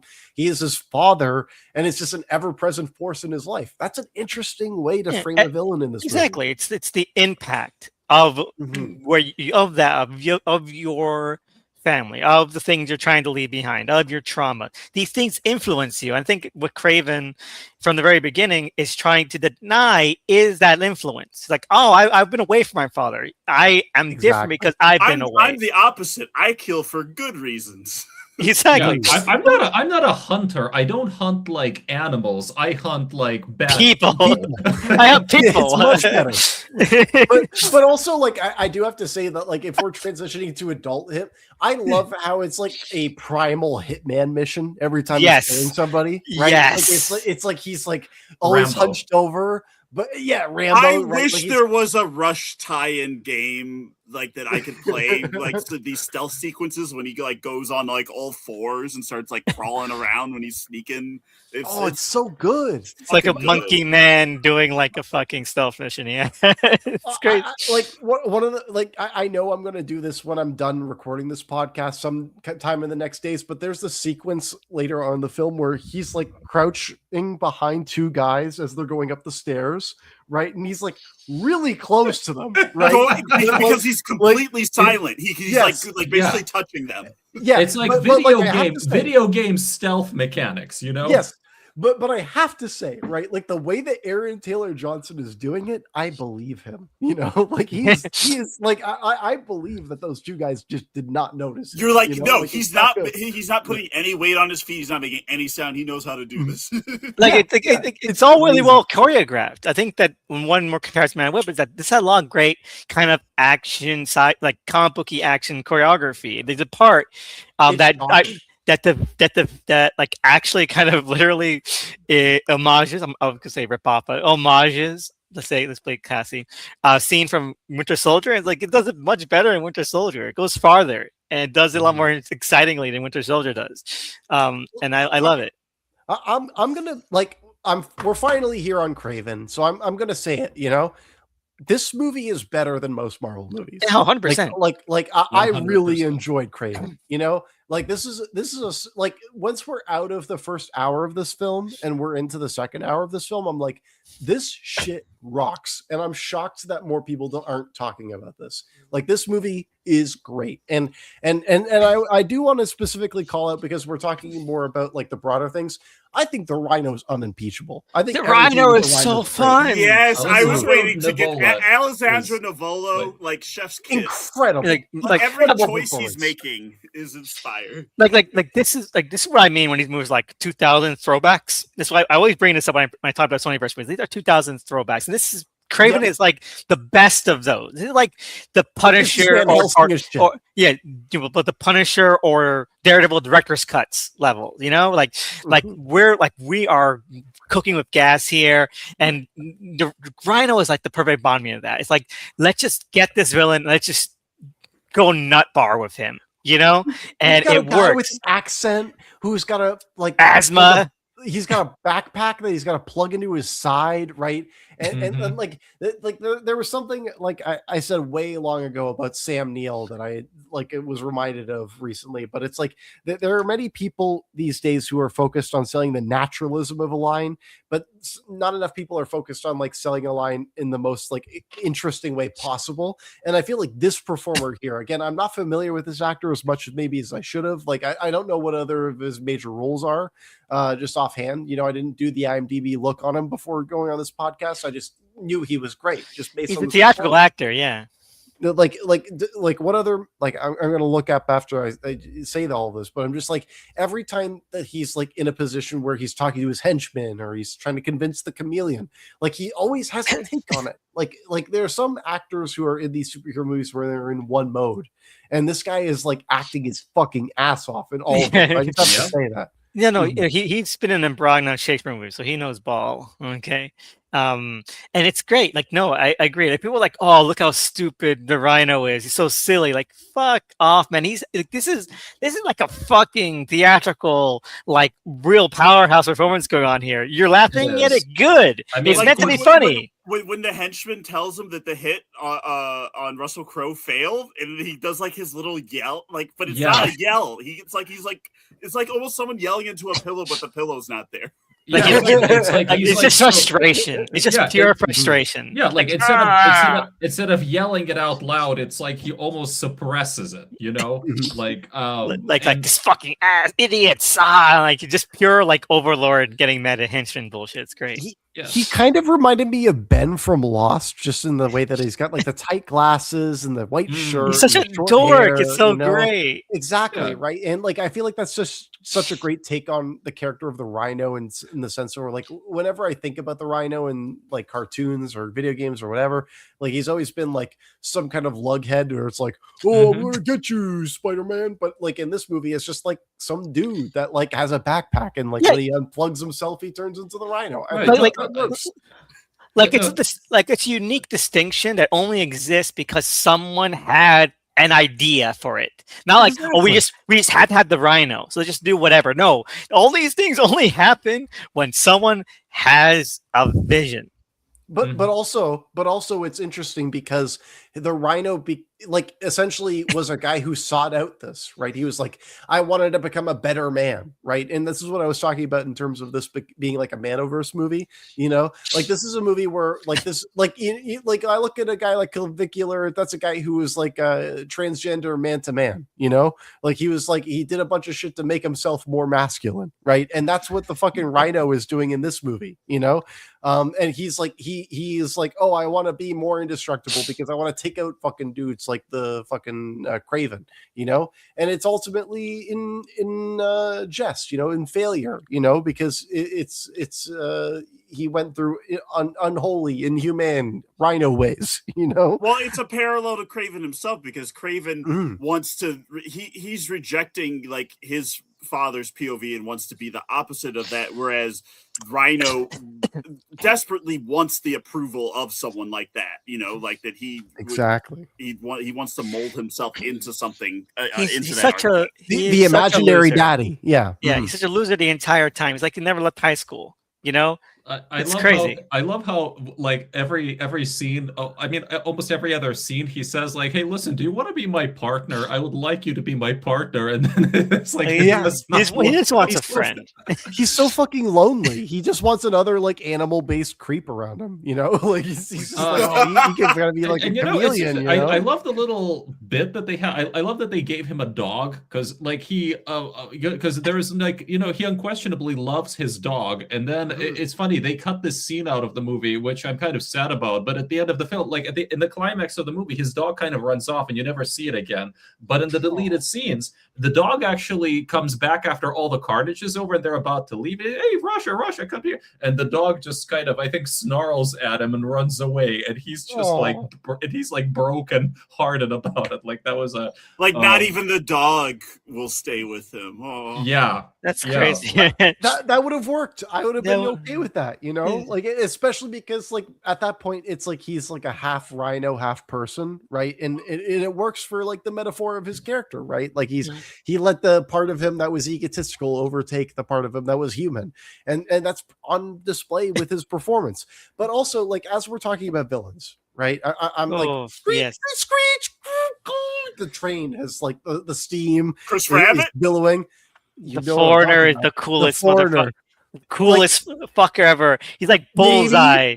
Maybe the best comic book villain of recent memory. Like amazing. Like I couldn't because Chris Rabbit. I love Chris Rabbit. You know, he's a great actor, but like I couldn't. This guy's so how good he is cool. in this movie. He's so cool. Talk about someone who needs a video game spinoff. Give me a game where I play as the Foreigner. Just do Hitman and set in a Marvel world, and I get to be the Foreigner.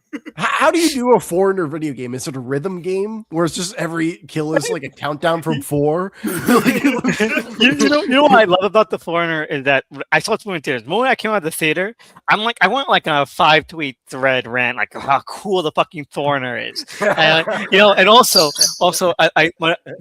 Foreigner is the kind of thing that you only get when you have like when you have like a Rolodex. They mentioned this. Big Bunny has said like they have a book of all the characters that Sony has the rights for. That's only one when you just flip them all and just put your finger on one. Just like we need We need one for the movie, and this gold What nut if we bar. get like I just imagine like that like somebody at Sony with like a finger on the corner of their mouth, they're just like, who do we get to play this random character? Why not one of the best actors of this generation, like one of one of the people who could do anything, like Christopher Abbott could like do anything. It's like, such a with his demanding hands. presence, man. It's so Yeah, great. He is truly like he could be our Al Pacino if you want to, I believe that highly in this dude. I mean, And the that fact girls he's in episode where he's strung out is basically just a remake of that Pacino movie. I forget what it's called, like Panic at Needle Park or something. Yes, Panic in exactly. Central You got it. Park? No, Needle Park I think is the correct one. I believe. Maybe I'm wrong. I don't know. Well, Needle no, Park no. is the Pacino one, and then the girls episode's called Central Park. Central Park, yeah. Right. Yeah. Mhm.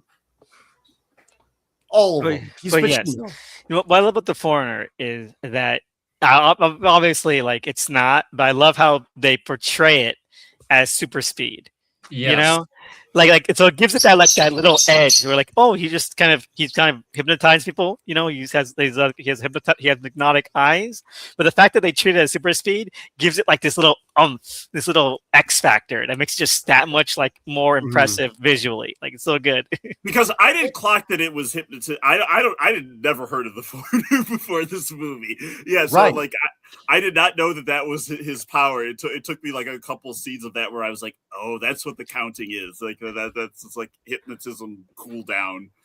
But it's so it's also great.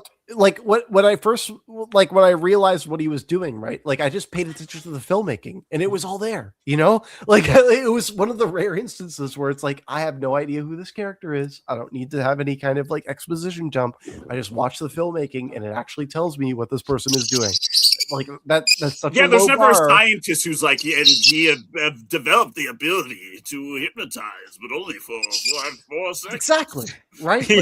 Like you have some characters who are like, this was his mentor, but like his power is just so cleanly told that you don't need to have someone sit you down and explain it to you, which is very rare for these movies. Yeah, and and that's why it's good. And it's just impressive that they have to find a way to do that visually and never and it's always clean every time, Like it's like the counting down is happening and it's like somebody's holding a gun is all of a sudden not holding a gun anymore. Right. The shit like that is wonderful. That's how this movie excels in my eyes. I think what also works for the Foreigner, the way that they portray him is his unknowability, like his mystique, the fact that they leave him kind of ambiguous. And, you don't really find out much about where he's from or what he literally says, my name is the Foreigner because I am from nowhere. Although I was actually kind of weirded out, like the Russian in this movie, sometimes I'm just like, I'm rolling my eyes when I hear it because he, I'm like, Меня зовут I'm like, he should have said, he never translates the word foreigner into Russian, which I'm just like, why not? You're speaking Russian. Why don't you say, my name is иностранец or something, which would, anyway, but I love his mystique. I love that they, even like when he dies or whatever, he's still kind of a mystery. He's a perfect rendition of the Heavy. Exactly. He's a perfect henchman kind of guy. When he's beating up on Kraven later, and like when he's done punching him, he does that like stance where his shoulders are above his head a little. You know what I'm talking about? Where he's like kind of like walking away, like it hurt him a little. Like Christopher Abbott is clearly doing like the classic fucking henchman beats. And it's why it works. When you got an arrow going through his eye at the end of the film, you're like, yeah, no, that's all he needed to do. And it's like a more interesting version of this than you even were hoping for. And also like we got to call out now that like Aaron Taylor Johnson in his action sequences is fantastic. Like he's so good in this movie. And one thing I wanted to call out is like, we talk all the time about, people who have interesting runs, the way that he runs claw forward in this movie, where it's kind of like a prance, where it's like, he puts his claws out and then he drags in, but he's not doing anything. He's kind of just still running. It's goofy, but it works because he's so buff, there's something that works about it. Yeah. It feels powerful, Yeah. It's great shit. He's lying. Just the way he carries himself in the non-action scenes too. Like it's an all-around just great performance. Yeah. It's so great. Like you can tell, like just he's trying so hard to be unimposing and like just like casual, but like no, this guy's like a fucking tank, man. You know, Yeah. like he's putting it really does kind of, I don't know, like I think probably intentionally, it really does draw into clear focus that it's a facade. Like this guy's busting at the seams, you know, Yes. in any kind of thing that's just not being like shirtless or his tactical wear. And it's fucking great. And it works so well for his character's motivation too, because like every time he's talking to somebody in his private life, right? Like he's talking to Ariana DeBose, he's just like, you know, I'm just kind of like a normal dude, you know. She's like, no, you're a freak, you know. like I kind of would rather you stay away from me sometimes, you know. Like and the brother, you know, where he's just like, oh, I'm nothing like the father, and he's like, oh, you know, like yeah, like, and he's like, you're kind of a hypocrite. You know, you're kind of a hypocrite. You're like the predator. You know, all of your all of your hunting. You know, it's just all of your limitations are just self-imposed. Really, it's still a sport for you, no matter what you tell yourself. You know, exactly. I love it. I love how he cuts him down, and you know, but to go back to just like the foreigner for one second, I will say that the coolest action scene in my mind is still like, you know, where he shoots him up like full of drugs and everything, and that sequence is just so well made. Because I'm like, oh my god, look at all that fog. Look at the way the light just falls in those scenes. It's nicely atmospheric, you know? Yeah, no, and I love how his greatest fear is spiders. Spiders, yeah, because they're setting it up, you know, like it's goofy, right?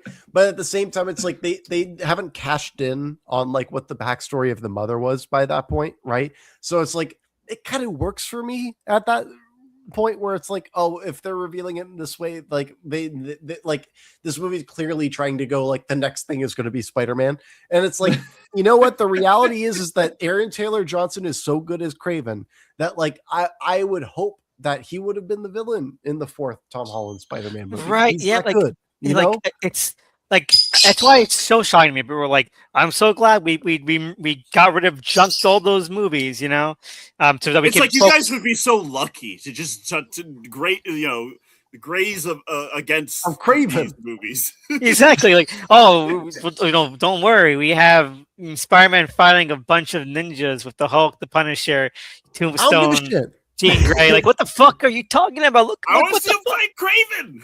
yes, I want to see him Kraven's fight cool. this Kraven, man.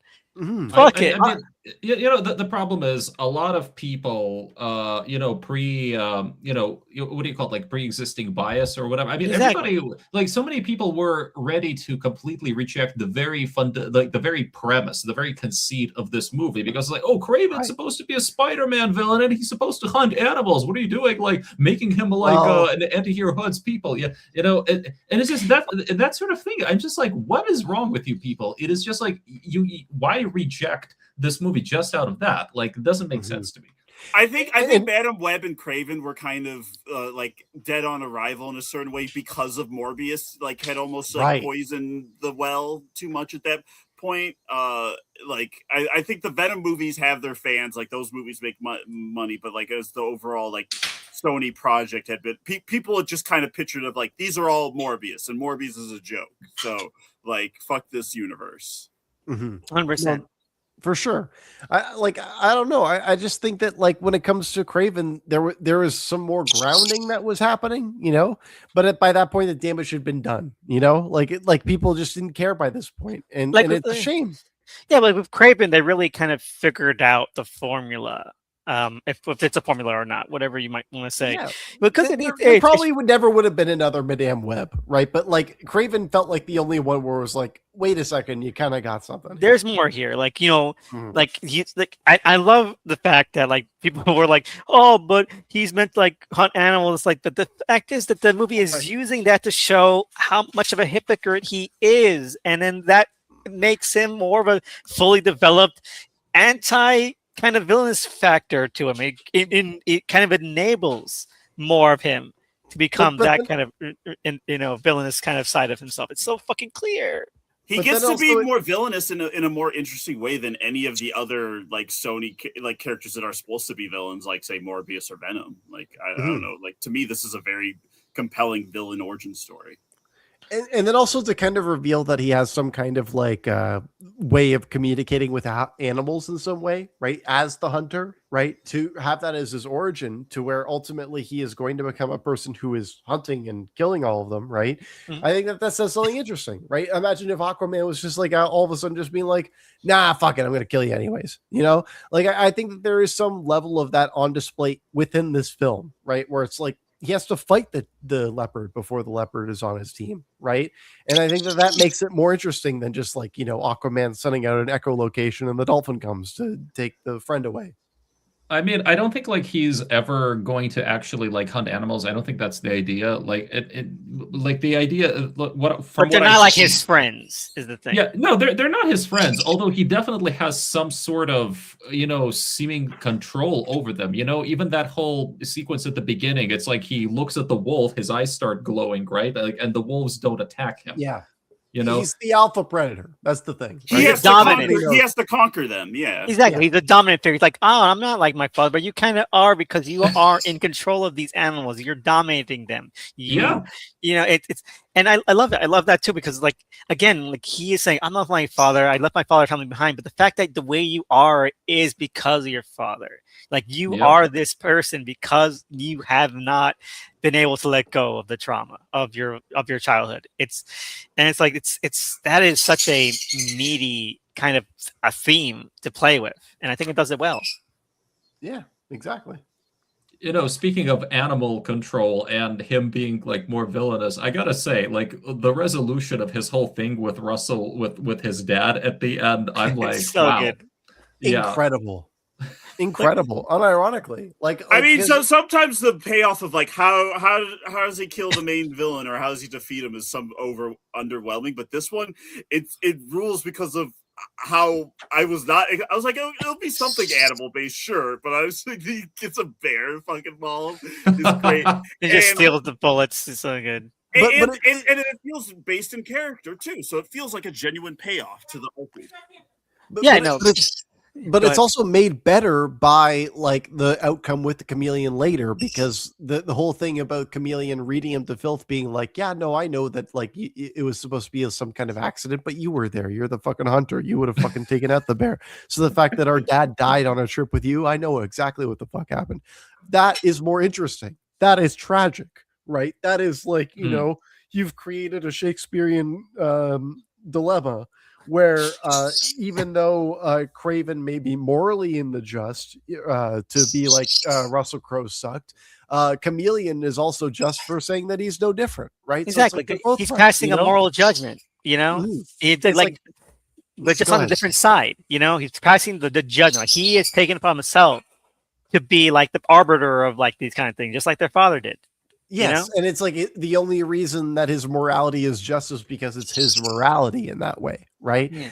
And the fact that Aaron Taylor Johnson's character himself can't recognize that until the end, and then at the end of the movie, it's like, oh, hey, don't our dad left a note for you, and it's him pulling out the fucking vest. And I love that ending because it's a reference to Conan the Barbarian, right? The ending of Conan the Barbarian is him sitting on the throne, right? Mm-hmm. At the end, he's like, I've conquered everything, and these are my spoils. The movie ends with him just having nothing.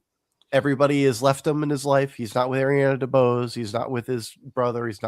He killed his fucking dad, and he's just left to sit with the vest his dad left him, looking in the mirror. That's a fucking compelling ending. Looking in the mirror, realizing he's maybe become his dad, or worse, and the fact that him putting on the Kraven vest, like that, it's like Surf Draculaing his costume, but in a way that has emotional resonance. Where you're like, by the time he puts it on, it means something to that character. It's not just like a fan service. Like, look at the costume.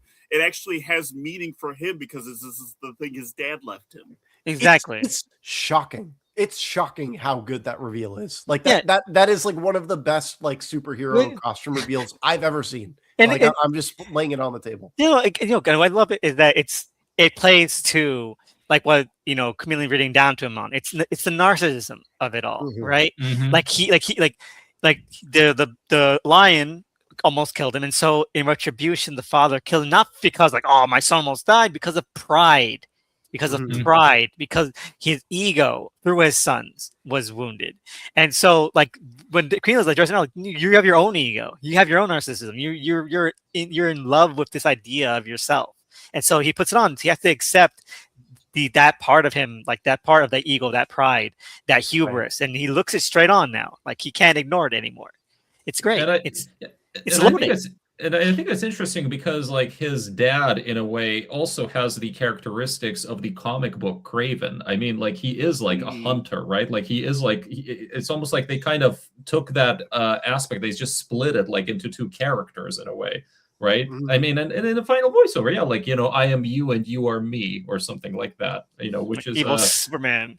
Yeah, so it's like the merging of the two halves then when he's reading the letter almost. yeah, pretty much. It's really fucked up, And and it's effective. Like that's more interesting of a hero origin story than like 90% of horror, like superhero movies. I have to say, like this is interesting. Okay, so wait. So funny thing though, if you watch the trailers, there's clearly footage of a scene where he is already in the vest, in some cave. That was probably a post-credit scene they cut, right? Yeah. But like, and I think like we talked about it and we speculated like maybe it had something to do more with the whole, like spiritual, animal totem stuff, right? Because it clearly has to take place after this sequence. But I'm kind of glad they cut it.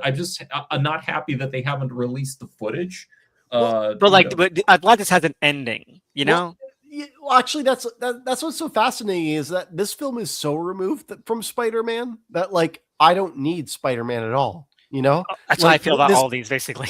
Well, no. Well, Madame Web is like close to it because Madame Web is like like you've got a bit of Ben Parker and stuff. Peter's birth is literally in the movie. So but I feel like I could see more about the adventures of Uncle Ben and Madame Web, but what I'm trying to get at here is that like Peter Parker doesn't matter to Kraven in his story, mm-hmm. I don't need it to matter, and like this was the ideal where it's like before when Sony was like, oh, we're going to make a bunch of Spider-Man movies with Spider-Man.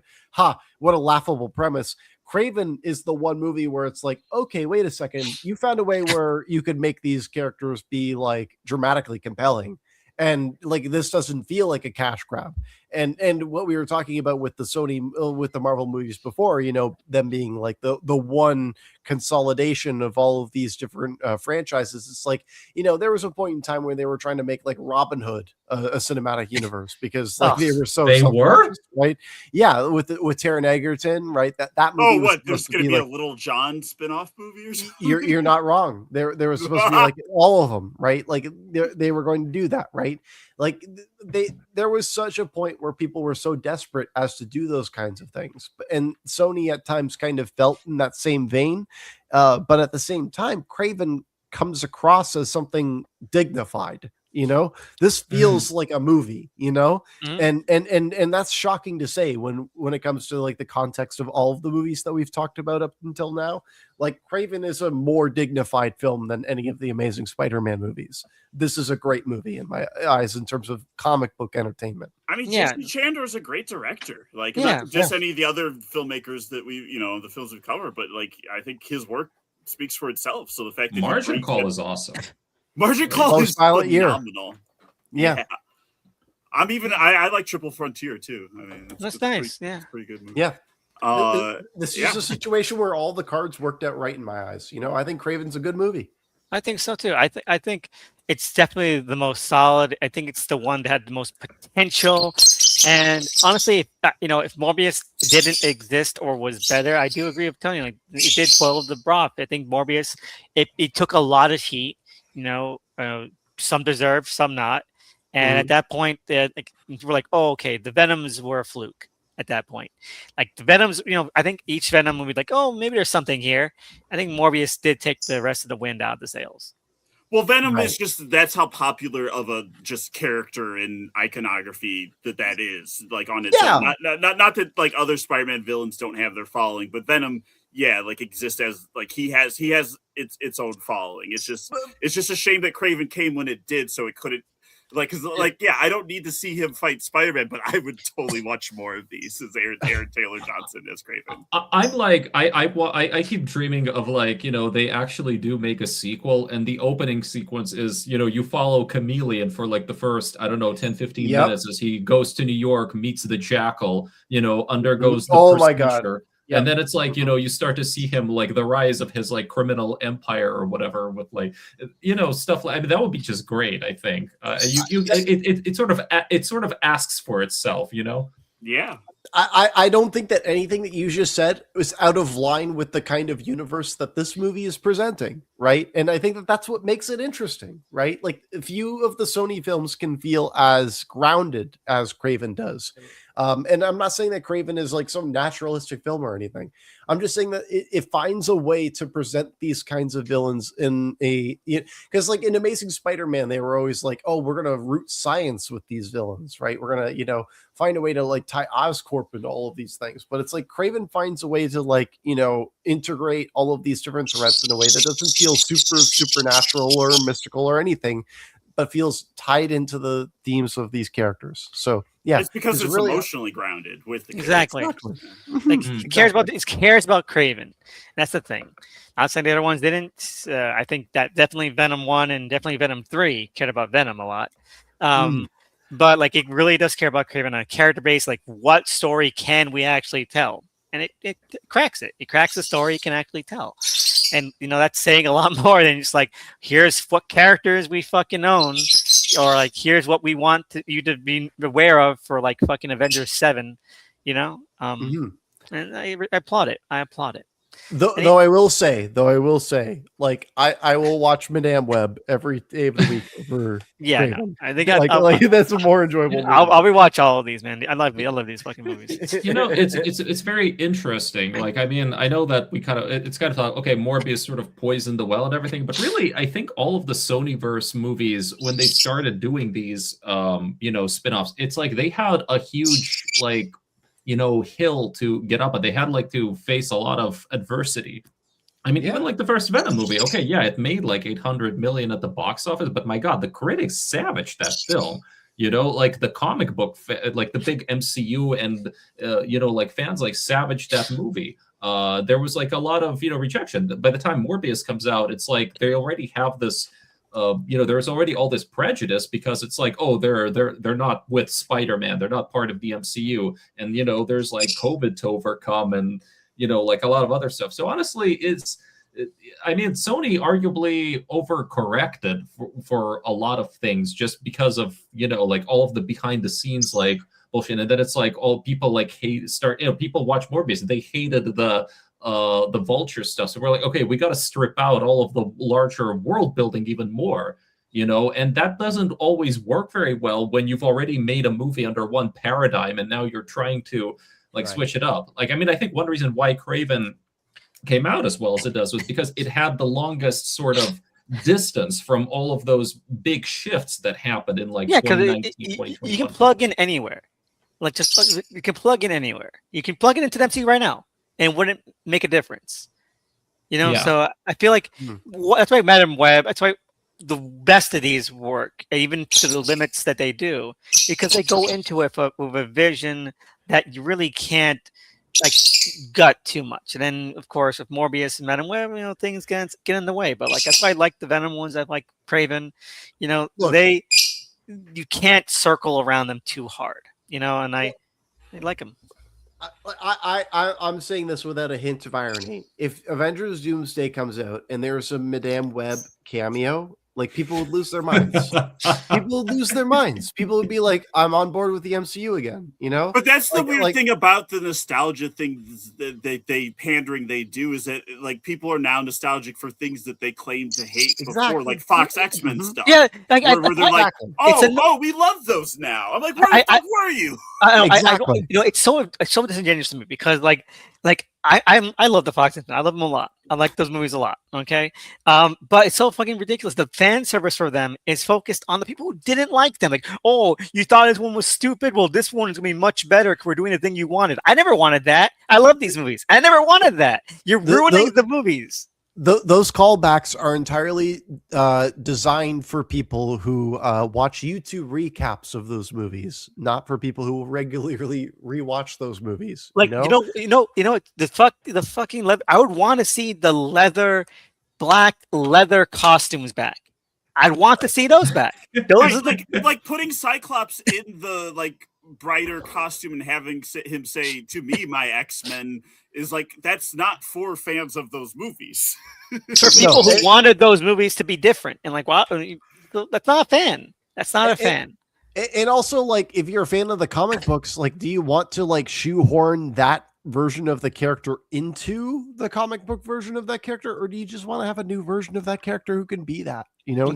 naturally, right? It's ridiculous. It is. Like, and to bring it back to Kraven, right? Because I feel like we've gone so far from the movies that we're discussing today, but like Kraven, Aaron Taylor Johnson, like, I feel like there's maybe a few things you can critique him in his own life or whatever, but it's like, when it comes to him as a performer in this movie, like, this might be one of his best performances, period. Yeah. Like, and it makes me excited for the werewolf, honestly, because like there's many moments where he's like growling and like hunched over and stuff. Like, I don't know. He put a lot into this movie. He's been on a compelling run. Like, circa like 2014, mostly just because his character in Gareth Edwards' Godzilla was a lot of nothing. Like, I kind of undervalued him. I blame Gareth Edwards and Legendary for that. I will say though, I do like the fact that movie chose the perspective that it did. I like the fact that it's like, we're going to do it from the ground level. And no, that's cool for the action. That's good. But for from a character standpoint, yeah, they did not care about him on a character level at all. Yeah, and that's what sucks.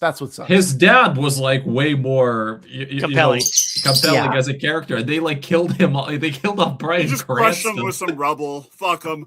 They should have killed off Aaron Taylor Johnson and had Bryan Cranston running around. Imagine they should running up to a building, just be like, Jesus Christ! Or just kill off both of them, and then have like it rotate.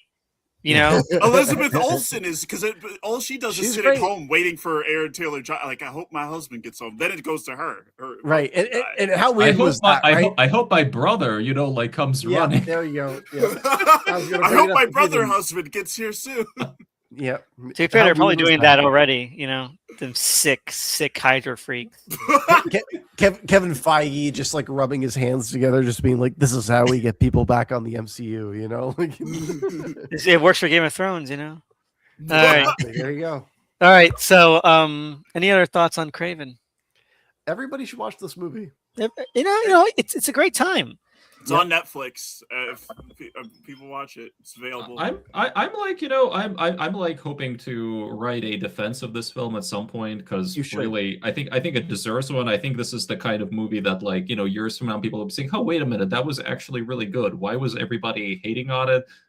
I think one thing I personally respect about this film is how it embraces the fact that Kraven is Russian. Because really, like, all of the little bits and pieces, like, you have some actors here who actually pull off Russian dialogue very well. The theme song, like, you hear, I mean, I don't know if it's a theme song, but you repeatedly hear that melody kind of like coming from his mom, maybe ethereal. Okay, right. So here's the thing. That is actually the Russian lullaby. Oh, interesting. Yeah, that is like what a Russian mom would sing to, like, like a kid, like when she's like trying to, cradle him, and he's in the cradle, and she's singing to him so he can sleep. It's all about like, don't lie, and it's almost like a little fairy tale in and of itself, because like the lyrics have translated. They tell a story. It's like, like, don't lie on the side, don't lie on the side, or else the wolf will come and he'll bite you or something. And they literally made that like into this kind of haunting, like theme that's like always like when he's remembering his mom, when he's like out in the Russian wilderness. I don't know where the hell it's supposed to be, Near Eastern, like whatever, total fabrication, I believe. But Ukraine. Or Siberia. I think they mentioned Siberia at some point, but anyway, yeah. But I just love how they embrace like those details pertaining to like the character, and some of it is like, listen, at one point when you go to during those prison scenes, they play Victor Tsoi in the background. Victor Tsoi I was just like, oh my god, they actually like put up Victor Tsoi in this scene. It's kind of faint, but I'm like, okay, compliments to the chef, you know? Yep, no, I got that as well, actually. Yeah, no, this movie has some, like, Kraven's a good movie. Like, this is a good movie, right? Yeah. Like this, like, I wasn't joking. Like, I would put this in the same league as, like, not the same league in the sense that it's as good as these movies, but I would say that, like, I would put this in the same realm as, like, Guardians of the Galaxy in terms of, like, these are the superhero movies that I would say are legitimately films. Yeah, like, you know, they come from a genuine place of like yes, inspiration. Somebody wanted to express something, right? And like there are still studio machinations on display here, right? There are like it's still inhuman in certain respects, right? But at the same time, like this manages to get one singular idea across, and I feel as though this movie is able to do that because Sony just didn't really care at this point, right? They were just like they did some meddling, and then they were like, whatever, you finished. They cared. You know? No, look. I'm telling you, I've seen they did care. Like Tony Vinciquerra had high hopes for this one, you know, and I think like they and they took a risk. They really, I mean, otherwise, like they wouldn't have let this movie be R-rated if they didn't believe in it. True.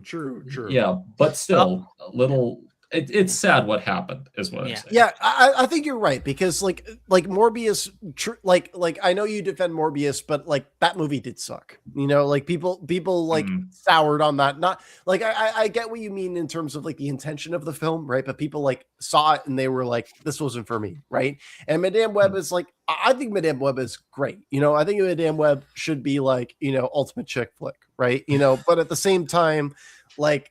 It just didn't land for people, right? But Kraven is like a successful superhero movie in like every respect, and like I'm shocked that it just didn't find its audience the same. I'm shocked that like we are 4 people who love this movie the same kind of way, because like I almost feel like this is an opinion that I never see. You know, I never see people going to bat for Kraven.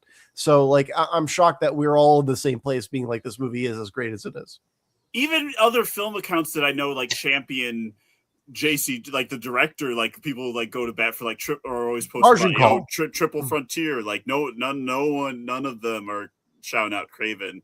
And also, I do want to shout out 2 of the writers, Art Markham and Matt Holloway. They also wrote one of the other best superhero movies, Punisher Warzone. So they know ball. Mm-hmm. All right. So I think we're all wrapped up here, and next week we're back into the fucking slums. One movie. Brand new day. Brand new day, yeah. Hope you don't mind if I speak a little Chinese and watch the camera. No way. I'm using my AMC Plus, so or subs. It's basically free. There you go. All right, so I think we were actually wrapping up on a good time now, so I can actually do this again. Economic. Yeah. So Doug, tell us where we can find you. Yeah, you can follow me here at the Doug Files, and then also me and Tony host a movie podcast. These guys got juice. Catching up on some of the things we recorded, but there's going to be like a Widow's Bay episode that we did up. We did Evil Dead Burn, and then also a lot of other cool stuff coming up. So check that out. All right, Mikhail, where can we find you? I'm on Twitter at MLS532. I also have, like a newsletter on Substack called Textual Variations. So textualvariations.substack.com, where, I occasionally write about the Sonyverse movies. And I hope to write about what the heck happened to Morbius behind the scenes, before the end of the year. All right. And Tony, where can we find you? You can find me at Porolo Tony, as well as the podcast that Doug had mentioned before at These Guys Got Juice. You can also find me at these 2 Cent Film Critic, where I just recently had an episode on the sweet smell of success. Hell yeah. You smell it.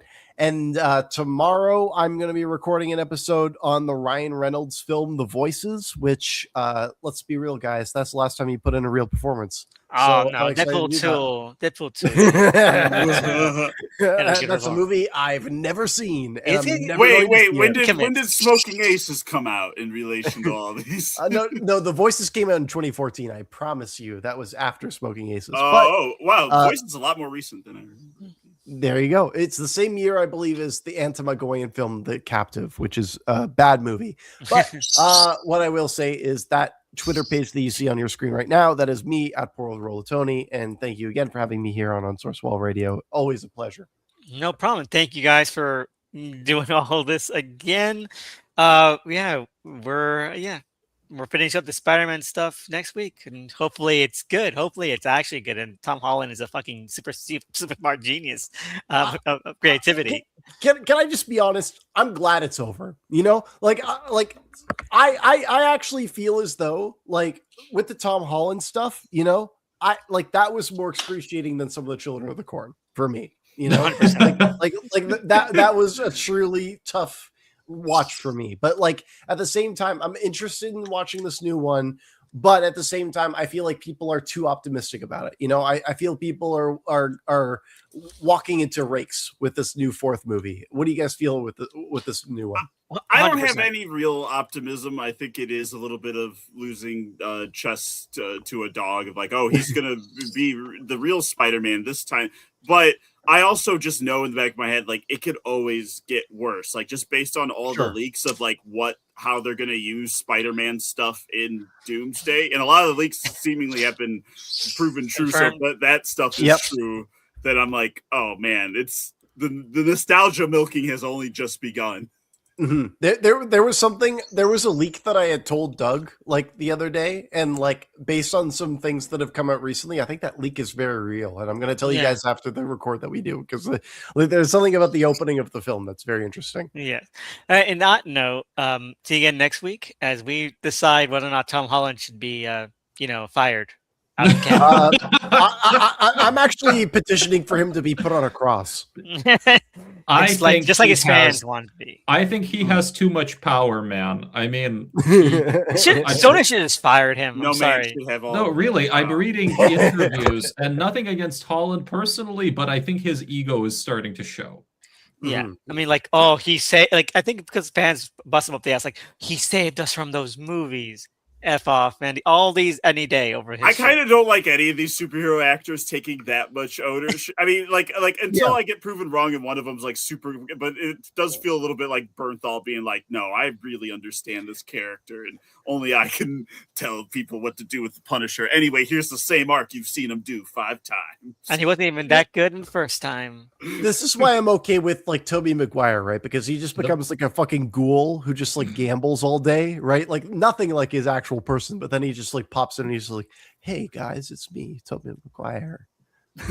I just want to say that the first season of The Punisher, I think, was legitimately great. Maybe Oh, the I best like- Netflix. You know, I like best the Netflix first season, and he's good in the season 2 of Daredevil, but also he wasn't the main creative force behind those. Like, he had wasn't. some say, but like, I don't think he wasn't writing the scripts.